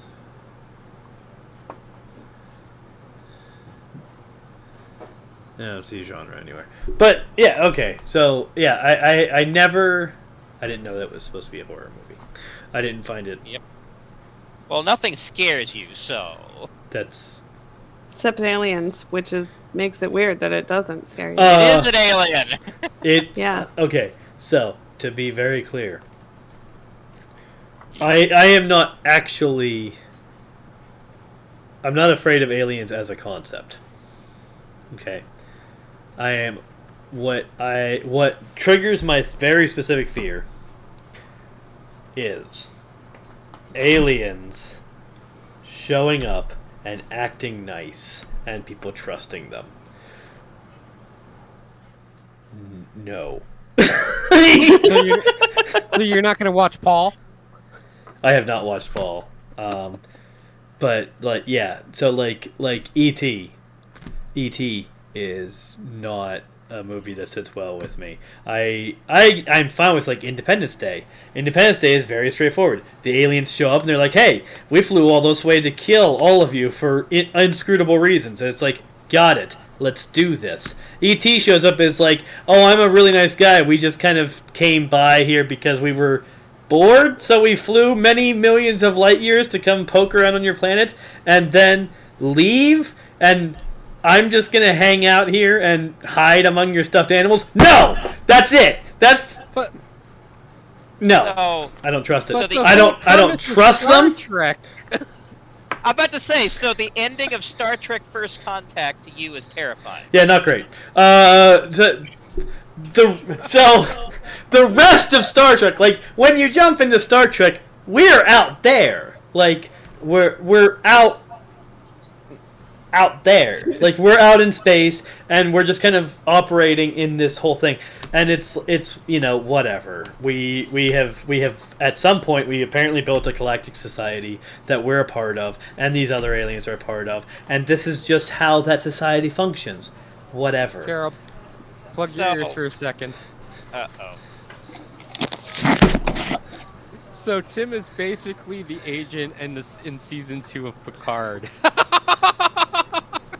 Oh my god. Okay. Oh god. I just had to say something that I didn't want to spoil. I don't know what it means. I guess I'll find out. You will. Great. But so Eric's Alright. asking, what is the optimal way to greet aliens? It really depends. If aliens show up and they decide they want to kill us, the optimal way to meet them is to murder them. Hey now. So Close Encounters of the come Third on, Kind Carol. is If a movie that you would not want to watch either, Tim? I have not watched that movie, and no, I have no interest in doing so. So, Close Encounters is kind of terrifying. so if they show up and they very clearly want to fight, we give them a fight. That's the way that we address that. Nukes. All the nukes. If oh they, my god. If they, I'm not against nuking some aliens in space. If Oh they, my God. Carol. Or The Abyss? if Oh no. okay, Oh no. there I'm are different homophobic. classifications, but yeah. So what I actually don't trust is if they show up and they present their intentions as fully pure and oh yeah, we flew X millions of light years to have tea and help you solve all your problems. No, you didn't. No one does that. No one is interested in doing that. No one who went through whatever crap they had to do to develop that level of technology is super peaceful. I don't buy it. And if you show up here and you go, okay, I'm here to solve all of your problems, and everyone just goes, all right, cool, let's just do whatever they say. You're idiots! You're all idiots! I don't trust any of you. So Tim is a big fan of the V TV series then. Oh, yeah. All right, so let's flip this around. So that means, Tim, every time that the Starship Enterprise makes first contact with a new civilization, you're going, no! Don't do it! Right? Okay. I don't think they make first contact that often. Like, they have a whole No, I prime mean- directive about that. But it's a Yeah, big but every deal. time a civilization achieves warp travel, they So, beat them. so the civilization has come to us. So you know, it's you have the Not space. not always the You have the case. space. You have the No. spacefaring society, and then these people go out into space. But literally, have the the end of technology. first contact, we had never met any aliens before. That's the true. Vulcans come here, so Listen, no. I would like no. to- You Okay. haven't watched Strange New Worlds, the first episode yet. That's true. either. Oh, God. I okay. Let me just remind you all that this is an irrational fear, and attempts to pick it apart are not going to work because it I'm a doesn't. counselor. I'm a counselor. I have to. Listen, it's not going to work because I know it doesn't make sense. And showing me that it doesn't make sense isn't going to help because I already know that. It's like telling somebody that's depressed, oh, you shouldn't be depressed anymore because I just showed you that you're depressed. Yeah, they know. I'm not telling you not to have fear. I'm trying to help you work through where the fear is Okay, coming from. so if Trying to help you rationalize your fear. Yes.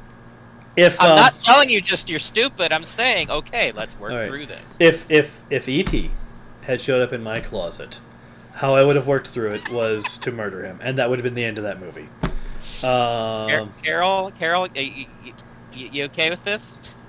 E.T. I shows up didn't in your actually hear what was being said at that precise moment. closet. He said that if E.T. showed up in your closet, he's going to curb stomp it. Well, I didn't say curb stomp. We don't even have a curb here. Effectively, But curb stomp. I So mean, your husband is fully willing to kill okay. unprovoked. Okay. If you're hiding in my closet after flying millions of light years, that I'm counting that as provocation. Oh my Let's try a little word association. Mother, headbutt! closet invasion. Listen, all Kick in the booties! what the rational if I tried to take my irrational fear, my phobia, and put it into rational practice, what that would be is if they showed up and said, we have this goal and it is a good goal and we are good people, and everyone else was going, oh, that sounds great, let's find out what that is. The way to handle that rationally is to say, prove it. Wait, hold up. Don't anybody just let them do what they want to do. Let's see some evidence. Let's see something. Okay, like- now we're making progress. That But that's ultimately- how they lull you into a false sense of yeah, that's security. when they get the how to serve man don't out. feed it, Dave. Why? This is so much fun. Oh. Well, hey, we're reaching a point where I can start to agree with Tim. Yes, if some civilization shows up claiming that, yeah, I'm going to be skeptical. Yeah, that's the point. Skeptic. That's the point. What actually concerns But I'm me. not curb stomping ET. What? Okay. What actually concerns me is the trust, the innate trust.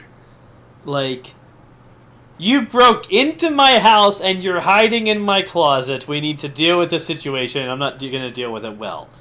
Okay. You show up and you want to talk to world leaders, and world leaders want to just immediately start kissing your feet. No.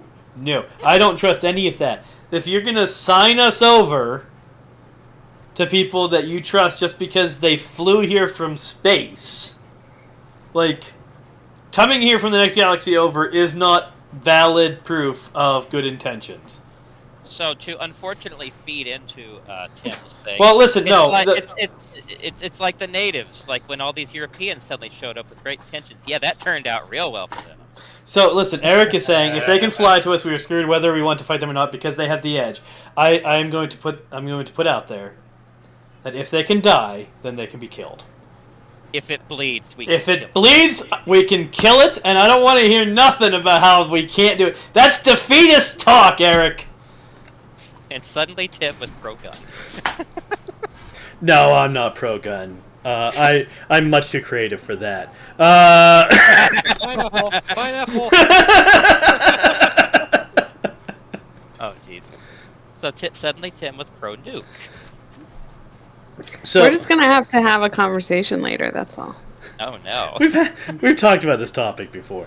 Yeah, but you have never, when we've talked about this topic, ever condoned like wiping out a civilization. I never say anything about wiping out a civilization. I'm talking about Wiping killing out an an invasion. advanced scouting party. Okay, I'm not even gonna get involved. We're just gonna talk later. This is. Oh, boy. I hold a theological position that says that I'm not allowed to take any human lives for any reason. So aliens don't count. Well, no. That's species. But why do aliens not count? What makes aliens different? Do aliens have a soul that can be saved and go to heaven? I don't know. How do you know? See? This is why I'm not getting involved. Oh, dear. Okay, I don't actually know that. I'll confess, I don't know All whether right, or not so they have we should souls. change this your current topic ticker to yeah, we- irrational fears. To the theology of alien life. Wait, no, I'm gonna go. Let me go back up to this one I was using earlier. Actually, I was like, let me remember where I put it. No, it wasn't there. Was it this one? No.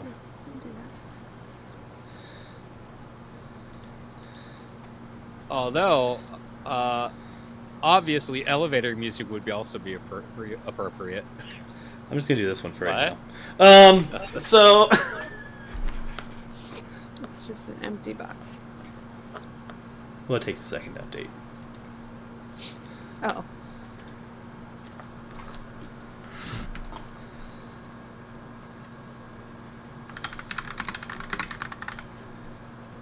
There. I'm gonna do this one. We come in peace, you go in pieces. Yes. All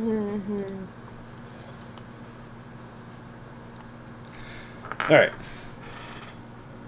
If the aloe and showed up and interested to hear more about religion.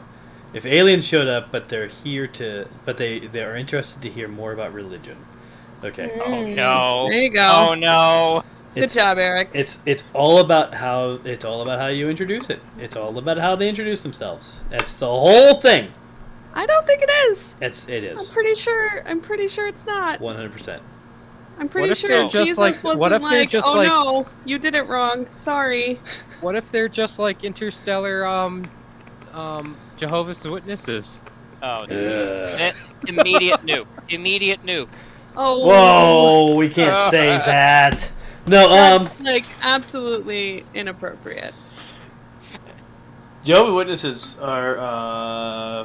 I haven't had any major issue. Like, obviously, I have major theological issues with the Jehovah's Witnesses religion, but I've not actually had any personal. I haven't conversations with either. them. I'm just. They don't even come. They don't come here. I've had some pretty fun discussions with them. I've trolled them before. Oh, there's Tim's Mormon story, which we should not get into here, probably. Mm-hmm. Yeah, but no. Okay, so with aliens, it is an irrational fear, and a large part of the fear is the idea that they will present themselves as trustworthy, and people will just immediately trust them, and then that's when all the problems start. And I don't get it, and I don't support that. So that's really, ultimately, I guess, when I really break it down, what I'm actually afraid of is stupid people with power. Well, I can agree with that. Or here's another God. question. And- What if they're like an interstellar UN, and we are the third world planet. Right? They want to intervene, like third world. That's Yes. oh god, I hope not. Yeah, no, we need God. to get them to leave. Oh, Oh Yeah. my goodness. Because that's worked so well in our history. Uranian interventionism is not a great. Uranian.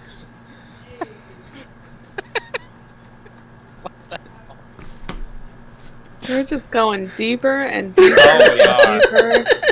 It's become Alright. a contest of who can say the most controversial thing before we get banned. Yeah. Let's pineapple the pineapple. Yeah. You saw it here, folks. Tonight was the first night The first night? that we did that. That we risked getting banned. That we said Alien That we said Jehovah's pineapple on the Witnesses pineapple? show up. Yeah. You know they're fans of pineapple. What was that? See, if you just were in the chat, you could just see these things. I don't do Twitch. Yeah. I don't do Dude, Twitch. you're on Twitch. You're doing Twitch right now. I don't look at it. Lame. The next topic is most underrated Xbox Game Pass game. Underrated. I have no response to this. Now I have to look at Oh, Xbox. God, I'm gonna have to Game look. Pass. Yeah, this topic was definitely cherry picked, like hand picked, and put in the list for other people. Who aren't here. No, No, they're we're here. Oh. Some of them are here. Well, I'm only going to be looking on Game Pass PC because I don't feel like turning on my Xbox. Same. So Road 96 is a newish game that just came out on Game Pass. What that is- is incredible. Say more about that I don't know anything about. I'm trying to click on it. It's kind of a. Come on. So you play as a bunch of teenagers that are trying to escape this like fascist state. And it's got it's like kind of a survival game with like a really deep story, and you meet a bunch of really beautiful characters and get to learn about their story while you do it. And like you end up playing as multiple teenagers throughout, because you can end up like not escaping and having something bad happen to you on the road, or you can end up escaping multiple times. So with each new character that you play as, you unlock more about the other characters in the world, which is really cool. I think Eric needs to hop into chat if he's going to be talking. Right? Eric, True get into that. the chat and tell us what Hard Space Shipbreaker is. Jump into Yeah. the video. You are part of the VIP.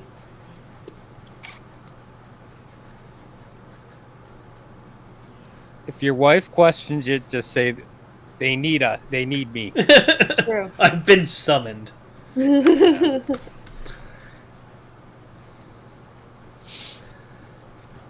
I have literally no response to this because my most current Xbox is an Xbox 360, which has never been online. So Xbox Game Pass means nothing to me. So That's unfortunate. I have You can get it for computer.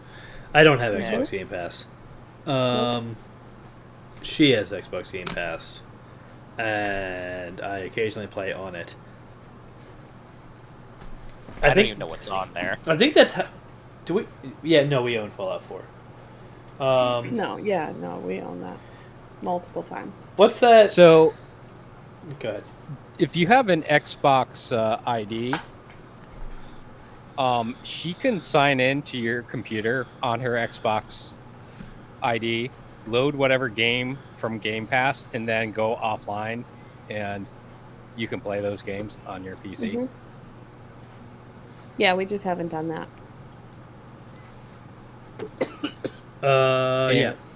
I didn't know we could do that. Well, I sign in as her sometimes, and that's how I play some games. No, that's EA Pass. That's the EA, but I have that because I have Game Pass. Oh, okay. But yeah, they give you family sharing for Ultimate, so. Ooh, Eric will be joining us. Woohoo! Said give him a second for him to log on.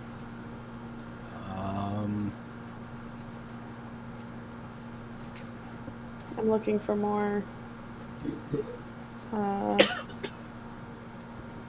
gems. Donut County is really good. I don't actually play that many games. Donut County was very fun. Mm-hmm. The kids loved it too. How many games a year do you play? Whoa, generally? so many. I don't count. I play maybe 10 different games a year because I generally just spend a lot of time on each one. I'm not the person to ask this. I have an enormous backlog.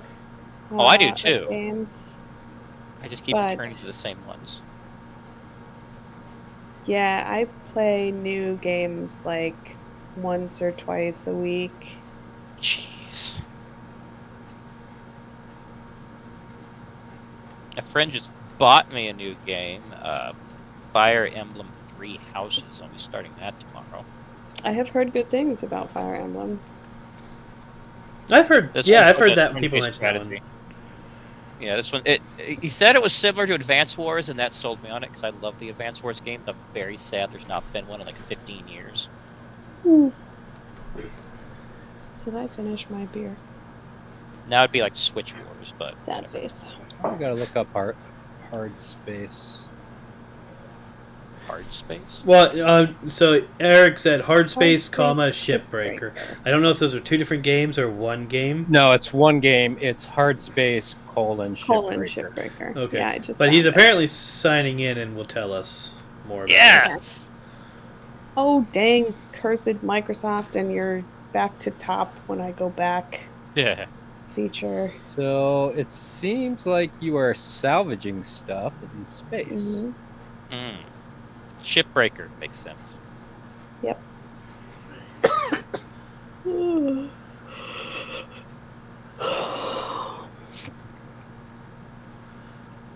Humankind is fun. Was that a game or a general statement? That would be a game. I don't agree with the general statement. Ooh, Kentucky Route Zero is amazing.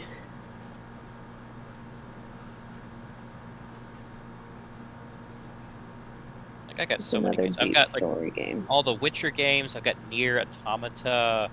All these games I've just not touched yet.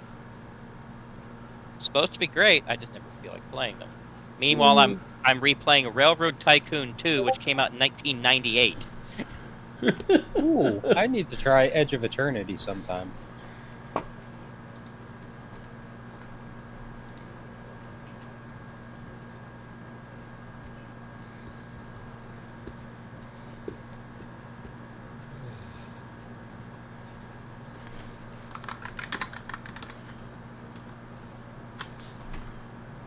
Beat you. Yep. So you did. Wait, that was a me too? What? What did you say? What? What? She said beat you. Oh. Oh.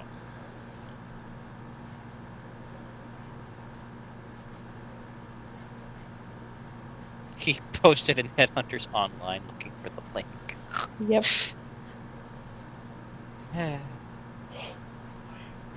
Oh, Honey, I think you would like Kentucky Route Zero. Kentucky Route Zero. Yep. He appears! Hey! Hello! So, it should be audio only, hopefully. It is. Yeah. Unless Okay. you look like a little black silhouette of person. Well, Definitely you not know. on camera. Little silhouette of a man's. Can you do the So- Fandango?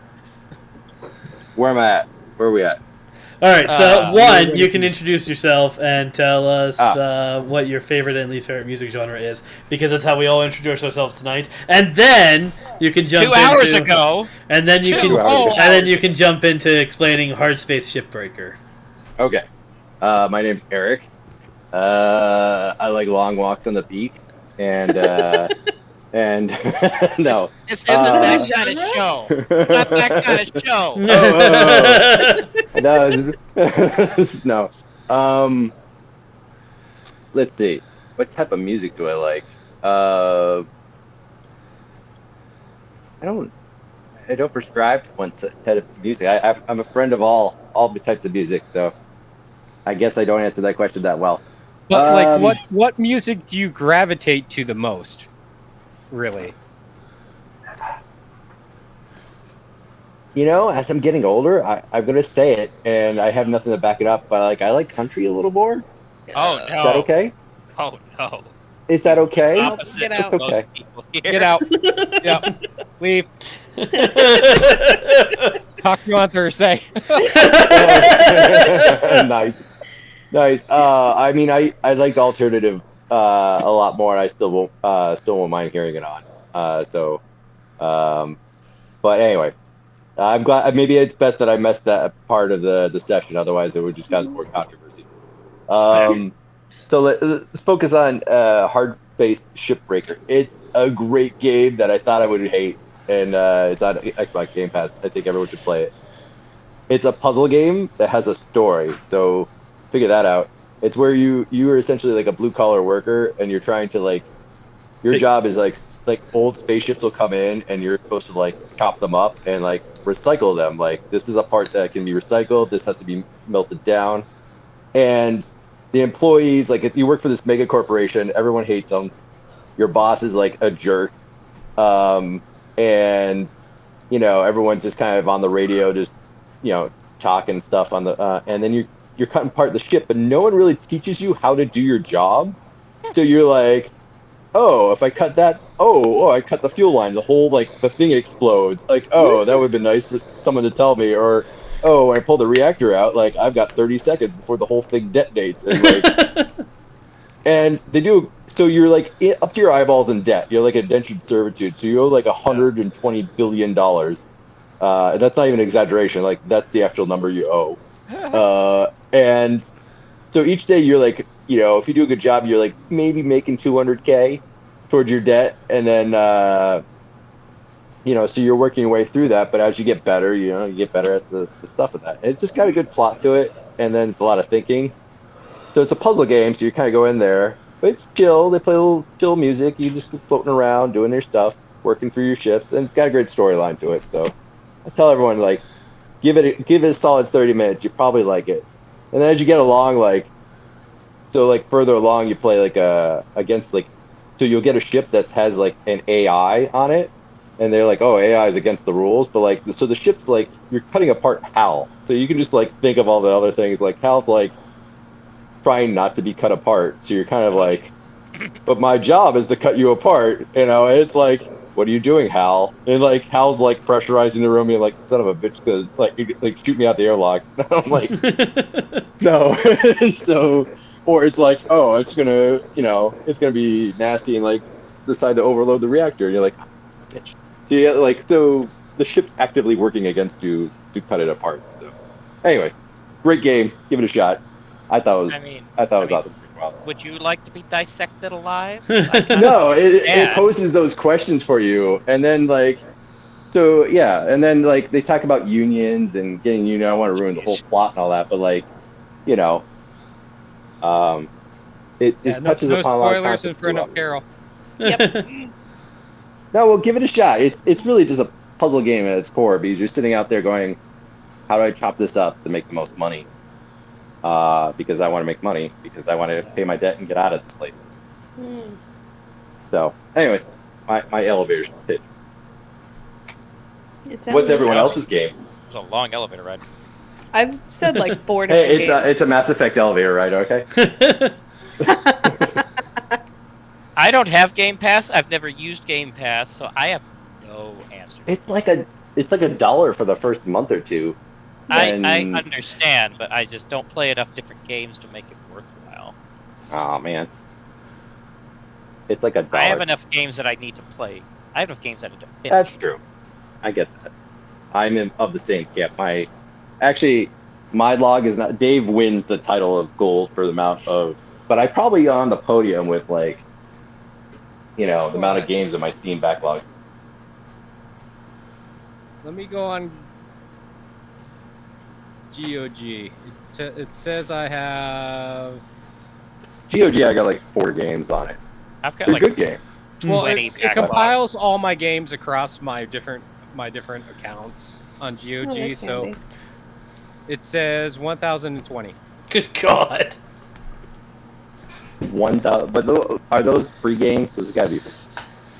A lot of them are free. Yeah, I imagine a bunch of them are I free. bought a bunch too. Okay then. I mean, I've been on Steam since the orange box. So like 15 years. I think it was longer than that. 17 maybe? It was Orange Box before. I think Yeah, it was orange box 17 was 2005. Yeah, that's probably about right. Also, Eric, your microphone is making weird noises. Oh, It's like snap. 2007. My bad. 2000. So you So it are was right. 15 years. It was 15 15. years.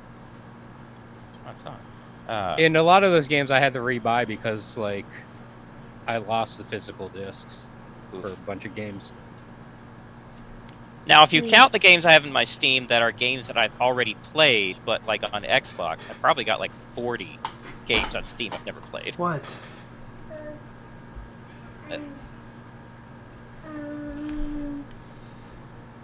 You guys can continue.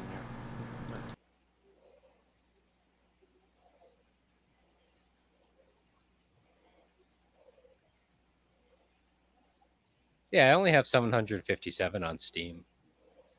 Ugh. I've got like maybe 100 games total.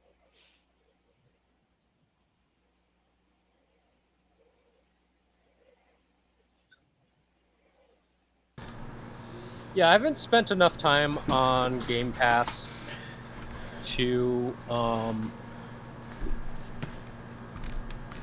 really be able there goes Eric. to. Oh, he's gone? Yep. Yeah, I think he just came on for that. Which Aw. thanks for coming on, Eric. By the way. I told him his mic's having issues and he got all upset. It's my fault.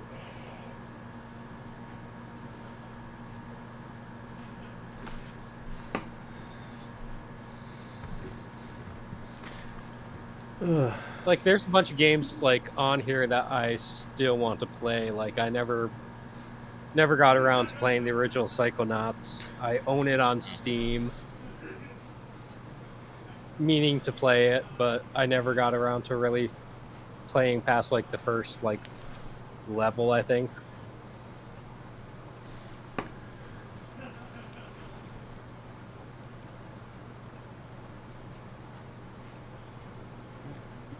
Need to play Starbound at some point.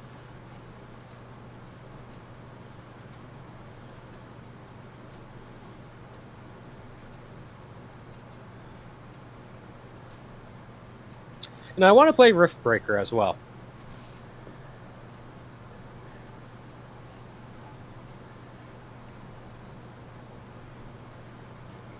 Okay, then. Oh. You back? And he's Is he back. back? Eric? Maybe?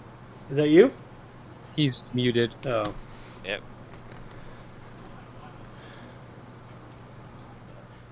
Why are you not level 6 yet?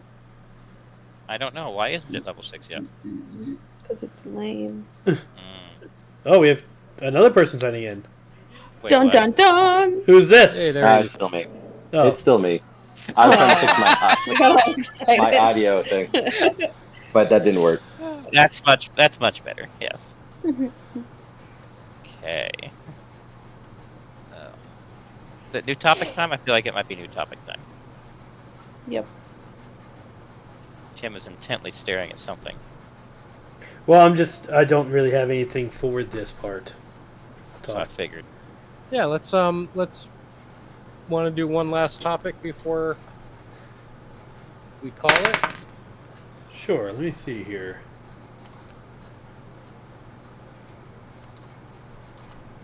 Not that one. What was that one? Hey Eric, did you end up making it to that Jace 2 cents garage sale? I did not, but I do appreciate you telling me. All right. Okay. Easy enough.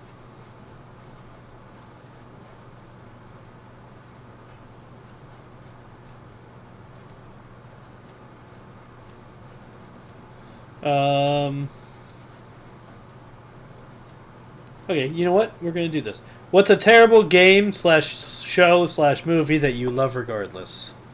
That's That's a great topic. Game, show, movie. So anything that was terrible that I love regardless. Yeah. yes. Oh, this was one of those things. I think this was. I did the movie topic. I think that was my. This one sounds like something I phrased. It was yeah, something I think that we had duplicates because Yeah. I suggested like the terrible movies that you love, and then I think you made it a little bit Expanded more general. So I love Starship Troopers. It's like one of my favorite like sci-fi movies. It's not a movie in any regards, or a good movie, but I love the satire of it. I love how cheeky it is. Do you think that would work today if they made it today, though? I feel like, yes, I agree with all of it, but I feel like if they redid it today, people wouldn't get it. I think it would, because I think that that satire, it will always be fresh. Mm. It's not done enough. Like It's too risky for today. the movie with Seth Rogen and what's his face about North Korea. Oh yeah. Seth Rogen and Oh yeah. yeah. I thought you were going to reference Pineapple Express. The interview. I love that. Yes, the interview. That was I thought I was gonna hate it, but like just from like the first song, like where she's singing about was it Kim Jong Il? Kim Jong Un. Yeah. Like the girl singing like all the stuff like glorifying him. I was like, oh, I'm gonna love this movie. It's. I hate. Of course, I Seth love it. Rogen. Of course, I love it because there's a tank in it, so it hits my buttons. But yeah. Oh goodness, what do I asked again. Another one of those. I asked the question, but can't think of an answer off the top of my head. So. Okay. So a lot of people do like this movie, and so I just want to say that when I say it's a bad movie, I don't mean that like it gets poor ratings. I mean that it is objectively a bad movie, but I love it, and it is The Big Lebowski. I love I love The Big Lebowski. It is a great movie to watch. It is a fun experience, and everything about it is terrible. And I would agree with all that. That choice really ties this topic together.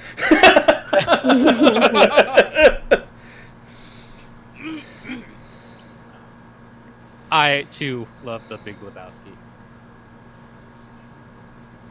It's also on my Plex.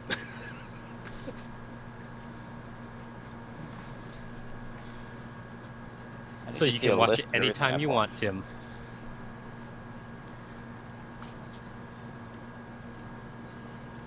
awesome. I need a list of everything that I've played and watched so I can figure it out because I can't I know I've seen movies, but I don't remember any of the movies I've ever seen. I'm having a recall failure. So I also like the Fast and Furious movies. I've only seen the first one.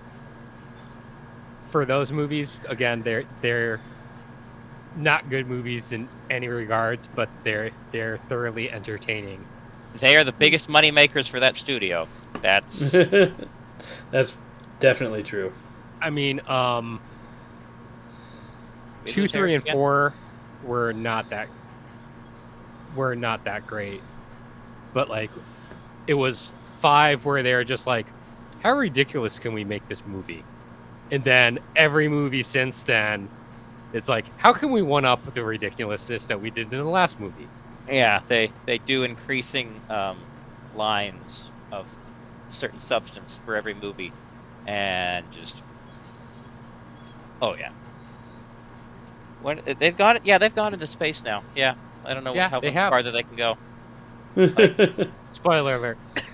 I won't give the context. I gotta think. It's gonna be something from my childhood. It's gotta be something from my childhood. What movies have I watched?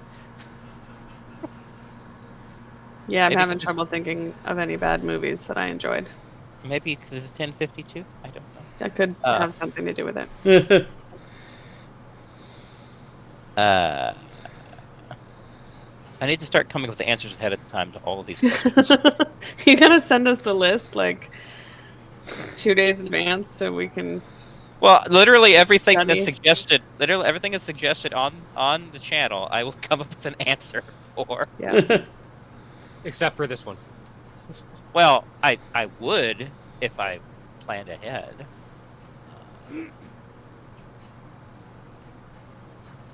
What about you, Carol? I'm struggling to come up with anything. Carol and I are of the same lack of mind right now. Yeah, Uh, I'm exhausted. we are sharing a brain cell and it is not firing.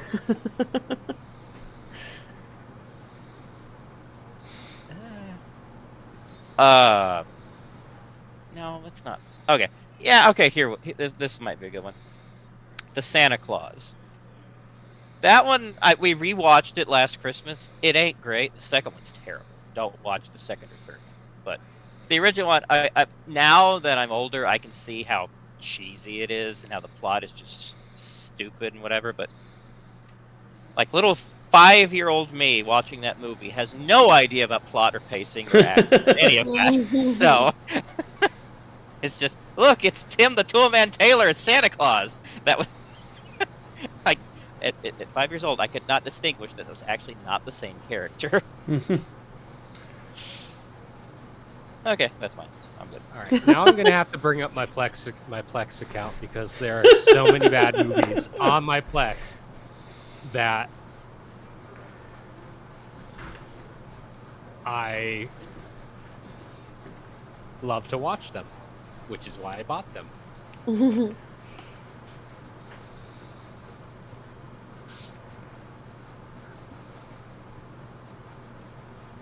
So, like, from a commercial success, I think we've talked about this, but like Galaxy Quest, It's a I fantastic love movie. that movie, but it was a commercial flop.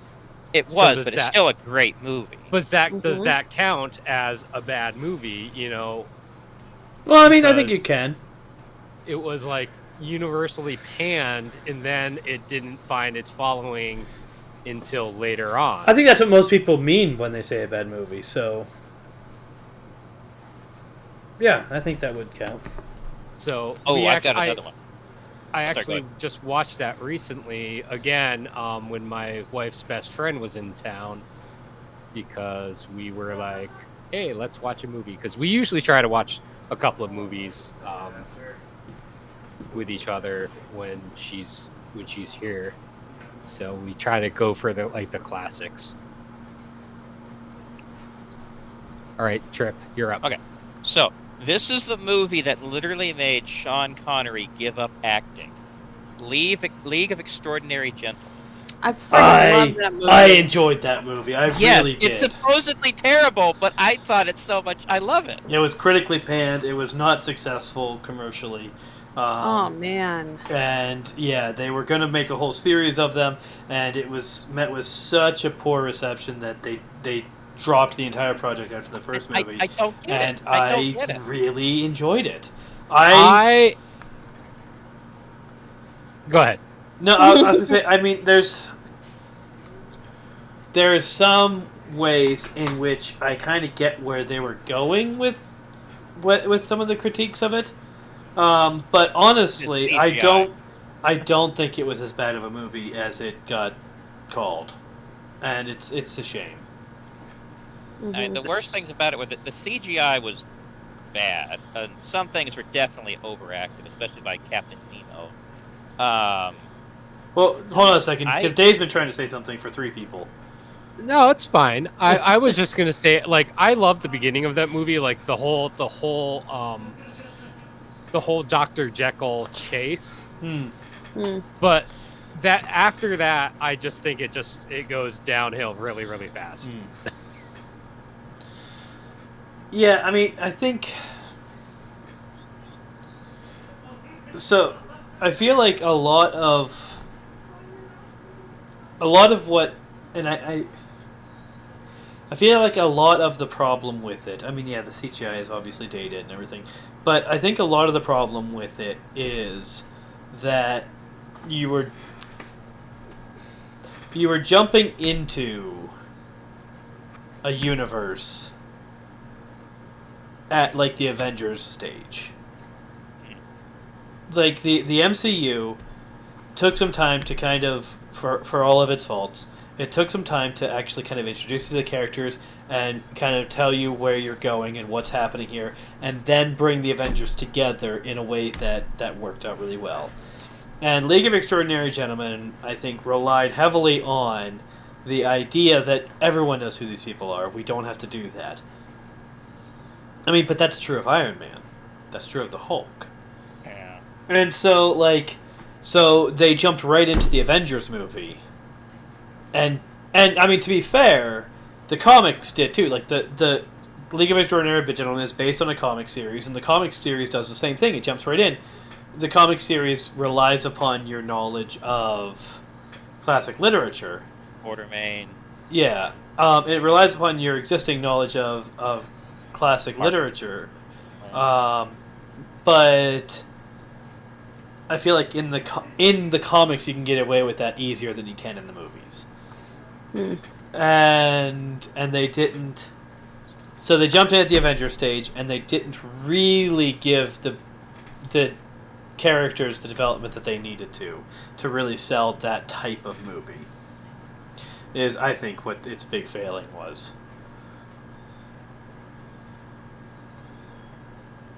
But it was so... I loved it. It was so good. Mm-hmm.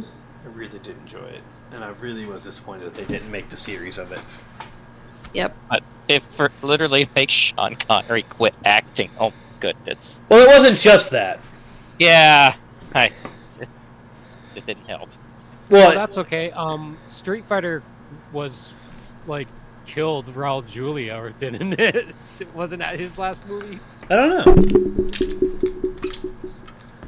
Yeah, I think that was his last movie. Yeah, Eric's back again. Yeah, because I mean, so Sean Connery. I'm back. Hey, we're talking about bad media that we love, even though it's bad. And Sean Connery? Yeah, that's bad media. Well, I wanna hear so what we're talking about at this point is League of Extraordinary Gentlemen, that we all loved, but critically and commercially. I did not. Okay, that some of us. 3 of them loved. That some of us really enjoyed it, but critically and commercially, it was a massive failure. And Tripper was mentioning that it was so bad that it drove Sean Connery out of the business. But that's not strict, and I was explaining that's not strictly true. I was going to say, is that true? So it's sort of true.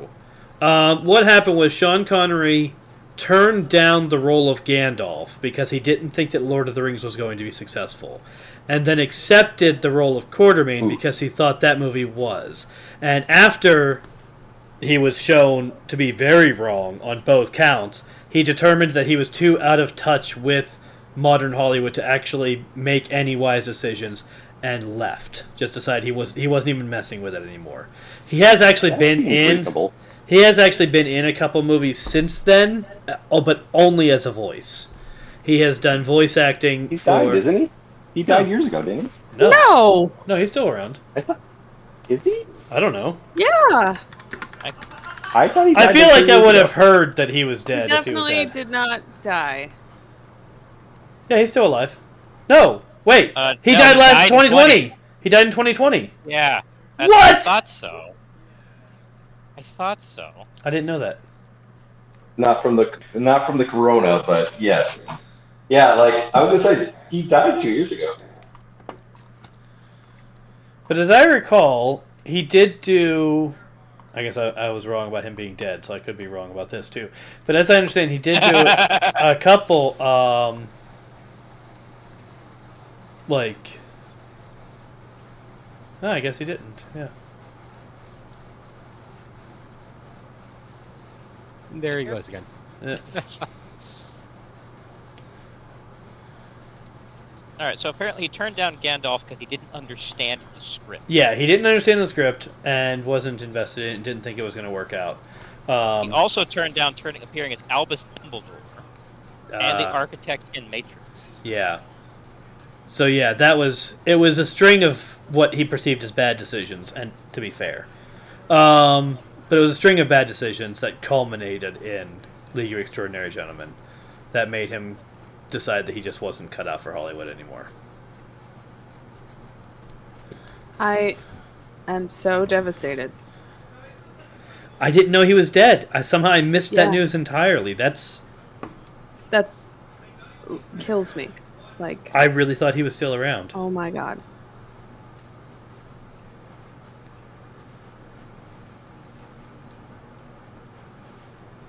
That sucks.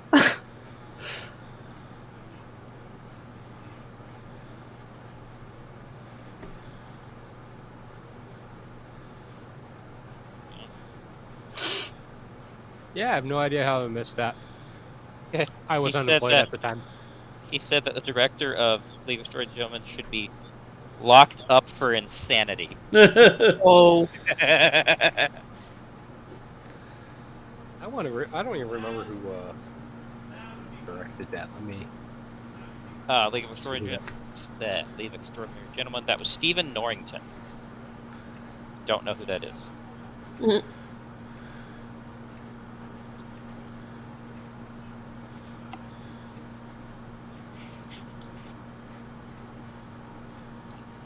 Yeah. Huh. Uh-huh. Oh, he was an actor in Return to Oz. Connery or the director? The director. Okay then. Oh! He directed Blade. The original? Really? Huh. Yeah. That explains a few things.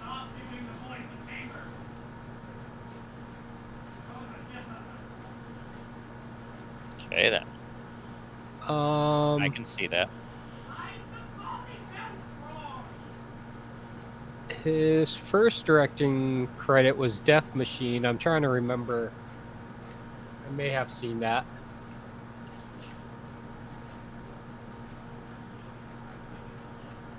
But I will throw another bad movie that I love. Again, it's a movie that has a cult following. It's UHF, which was with Weird Al. Yeah, I remember that, yeah. I never saw it, but I remember it. There are so many quotes from that movie that I use all the time. And I wish Eric was on now because we used to quote those. He kind of is. I'm in high seeing him trying to connect and reconnect. I Mm. don't know what's going on with him. California internet, man. Yeah. But like lines like Timmy found the marble in the oatmeal. And Wheel of Fish.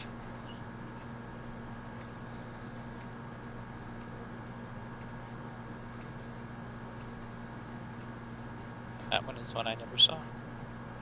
Oh, it's so funny. This was obviously before.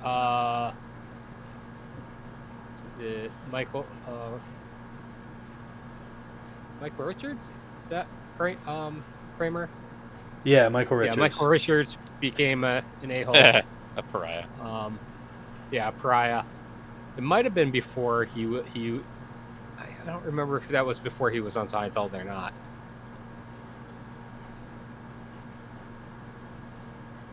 What year was it?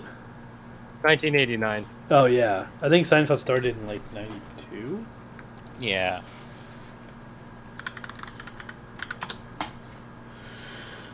No, '89. Started in '89. It's about the same time then. But his character was Stanley Spadowski. He was the janitor. At the the janitor at the TV station.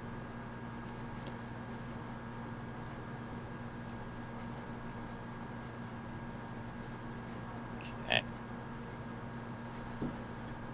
Any other input on this? Did Carol ever come up with one? Nope. Hey. There's Eric.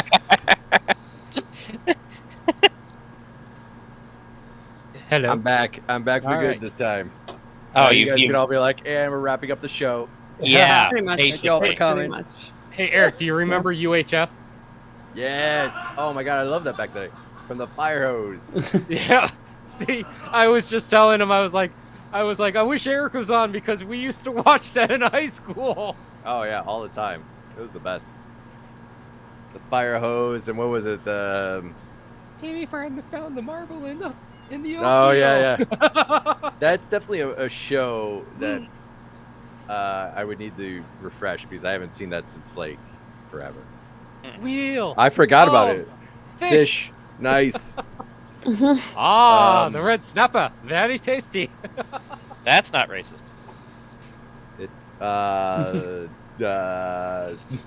Not when I do it. Okay, sure. You win that one. He gets a pass. Chip's gonna have the gif of, I guess. That's true. So wait, what were we on? Shows or TV series that Just media that was considered terrible, but that you love. I think it was like video games, movies, or TV shows specifically. But Yeah, I feel like we can open it up. Yeah. books, I guess, maybe. So this is not really a literary they were terrible. discussion usually. So like, Galaxy Quest. That wasn't Starship terrible. That Troop- was good.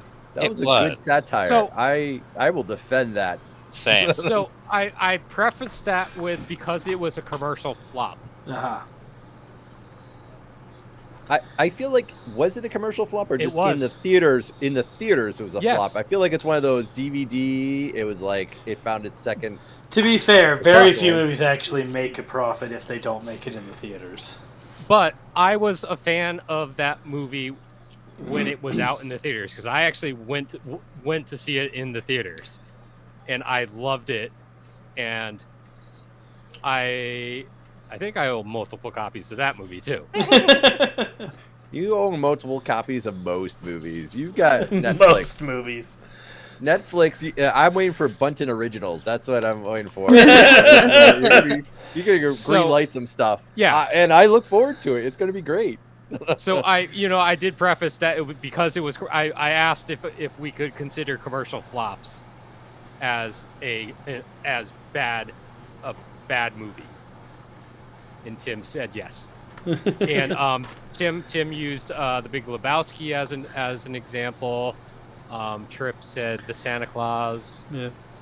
Oh, Santa Claus. I don't feel like maybe the subsequent ones. I feel like the first Definitely and even the second one. Second not one, no. bad. We watched that over Christmas. The second one, No, is, it's oh, definitely not as God. good as the first one, but it's not like the third one is awful. We Like would that not watch one. the third one. That one we don't talk about. But No, we don't. I don't know. I do. There's a little place in my heart for the Santa Claus. I thought it was. Oh, same. It's just again, we watched it over Christmas. I'm just like, yeah, this is little 5-year-old me. I was saying has no concept of plot or pacing or acting, and just thought, oh look, it's Tim the Toolman Taylor as Santa Claus, yay! Right. So Yeah. so my love of that movie is entirely based in nostalgia, 100%. Or Eric, what about the original Total Recall? I like Total. Well, I mean, Again, it's not a good movie by any means. it's not a good movie. I enjoyed Actually, it. That's a I movie did. that's good in the beginning. I felt like it just falls off a cliff. Like someone had a good premise, and a good 20 minutes, and then the rest of that movie is like, I'd like, oof. But Total Recall is one of those movies that, like, you know, if I were to actually flip through TV and it was on, I would sit and watch it from where I found it to the end. I feel like that could be also its own subcategory. By the way, is Christmas movies that you're like, that are you know, maybe not everyone loves, but you love it for whatever reason, or Christmas show or whatever. I feel like that could be its own subcategory of this topic. I'm trying to think of something. You could have holiday editions of Holiday edition movies, yeah. Star Wars Holiday Special. Oh my goodness. Oh my god, that is the perfect one where you're like, I love Star Wars, but what the hell? But even Happy Life Day. everyone involved in that like disavows knowledge of that whole thing. You know, Yes. that was. I tried Even to watch George this on Lucas. YouTube. It's on YouTube. I watched part of it. I was like, I'm gonna watch all. I'm like, oh, I can't do this. For George is. Lucas to say something is bad, you know Right? you goofed. Yeah. You know you goofed. Fair. He defends Jar Jar Binks. Oh, although wrapping this pineapple with the previous pineapple episode of like, I'm on board with Tim's formatting of the Star Wars. How you should watch Star Wars. I heard that. I was like, he's right. I think that's the optimal way of watching Star Wars right now. That's right. Why does everyone take your side? It's not fair. Because No, normally I agree with the theatrical release. I do. It's just like on this particular matter, when he said I'm just it made right. sense. That's the problem. No, Carol, I side with you. All right. Yeah. So who's saying what was Tim's premise? let me circle back around to a pineapple. Can I? I don't think I was there. It's like it's Inception pineapple. So the watch Go ahead, order Tim. that I suggest is Rogue One, Rogue One, then 4 and 5. At the end of 5, when you find out that Darth Vader is Anakin Skywalker, you go back and you watch 1, 2, and 3. And you get the backstory of that. And then 6 becomes a movie where you're watching Anakin's story and Luke's story come to a head together and find conclusion. Okay, I can get on board with this. So mine is you Not a watch 4, 5, contest. 6. You don't watch 1, 2, and 3. I feel like there's a movie for everybody. I'm completely okay with 1, 2, and 3. I mean, I'm glad they started with 4, 5, 6, but now I understand why they went, let's go 4. Let's go 4. And I was like, okay, good. But Or how about Big Trouble in Little China? That was another movie that was like. I saw that I suggested. I flop. need to watch it. I remember I haven't watched it in ages. That's also called Sure, you, most movies from the 80s I haven't seen since the 80s. So, but it's fun watching those old movies because you're like, oh my god, we were such savages back then. We had Yes. phones with cables on them, and you had rotaries and stuff like that. Trip, Rotaries. you need to create a free Plex account, and then I can share out my library with you. Oh no. Dave's got an excellent selection there. And a lot of stuff that good luck trying to find nowadays. Like, kudos to you, Dave, for getting that collection together. And Oh, now I remember why I brought this up. So the movie series I'm working my way through right now is the Sharknado movies. Oh my goodness. Oh my They they are It's- cheese. they They are the definition of cheesy It's movie. so the third one I was like, yeah, they're not even trying anymore. I still haven't watched the fourth. The third one Then you need to watch Birdemic if you haven't done that. Oh my God. it's the worst You know what? CG ever. You know what comes to mind when you say like cheesy series that I was going in that I didn't think I was going to like, and that I ended up loving Peacemaker, the Peacemaker seen it. series for DCU universe. I haven't seen that yet. No, but I'm curious. It's so. I mean, I was like, no one ever asked for this. Why are we making this a series? And then I was like, I watched it. And I was like, what is this nonsense? And then it grew on me, and all of a sudden I'm like looking forward to the intro song, and I'm like, this is great. It's just so campy. It's awesome. You're welcome, Eric. What's that? Yeah. You're welcome, Eric. Yeah, the Peacemaker's awesome.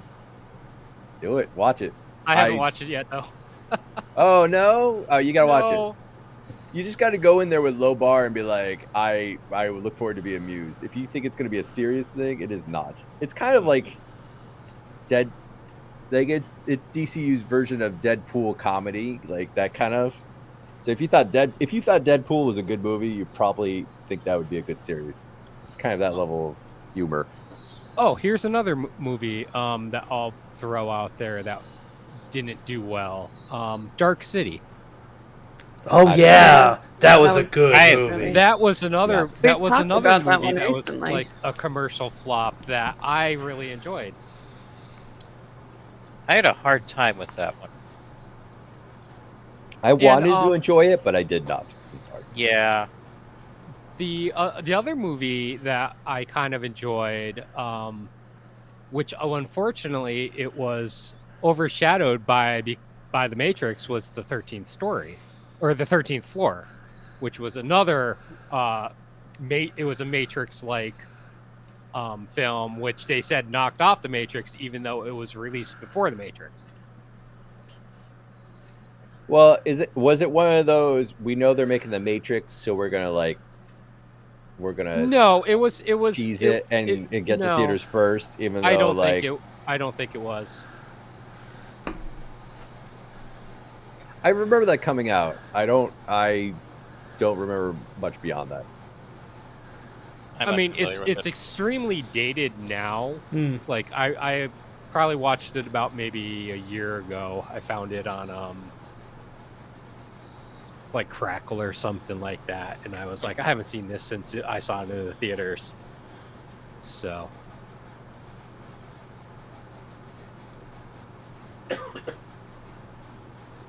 Tim is staring at something intently. I'm just thinking. I'm trying to. Go ahead. No, go ahead. I had nothing. Okay. But it is getting late, and it sounds like we have come to a lull in this conversation that would be fine to end on. Yeah. Mm-hmm. So, we're going to go ahead and do that. So thank you very much for joining us, and catch us next time. So tomorrow night should be couples game night, and we have a new game that we're trying to figure out how to play it, because Eric gifted it to us on Steam. It is called Heavenly Bodies. We finished Kingdom 2 Crowns last week. He gifted us Heavenly Bodies. It's on my Steam account. Apparently we can play it with controllers, but I don't know how to make that happen. Carol, I'm sure, does. So we're going to try to figure out how to make that work. And if we can in time, then that will be the game that we play. We'll start that game tomorrow night on Couples Game Night. And if not, we'll figure something else out until we do figure that out. Probably a Challenge Island or something on Kingdom 2 Crowns. But the goal is to play Heavenly Bodies. So that'll be tomorrow night. Wednesday I'm supposed to have a writing stream. We'll see whether or not that pans out this week. It did not last week because of headaches. Thursday we have the second part of the storyline we're doing called Mount Doom, which is a kind of a one-shot story with some new characters in Colorado, in the world of In Memoriam, that will relate to later stories. And that's that for this week. And then next week on Saturday we'll have the offline group for In Memoriam getting together as well. So feel free to pop in and check that out. Also, don't forget, I just want to point out a thing that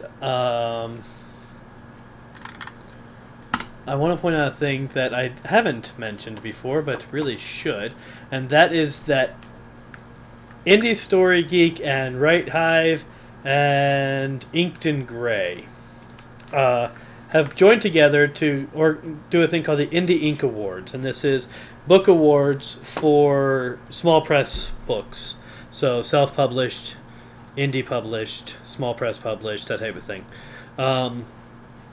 And they're Tall Tales. All three books that they have on Indie Story Geek for Tall Tales have been nominated for multiple categories. So the month of August is devoted to voting, community voting. So please go on this link here. Go on there and go ahead and vote for some Tall Tales books in some categories that are appropriate. Definitely vote for any other books that you know of that you've enjoyed that are deserving of the categories that they're in, and help Tall Tales get before the judges for the final critique and the final decision on who wins the award for each category. So that link is there. Voting is active through August, and I appreciate any support you can give there. Anyone else have anything to say before we wrap up? Nope. No. Okay. No. Well, thank you very much, and you have a good night. Good night, folks. Good night. Good night.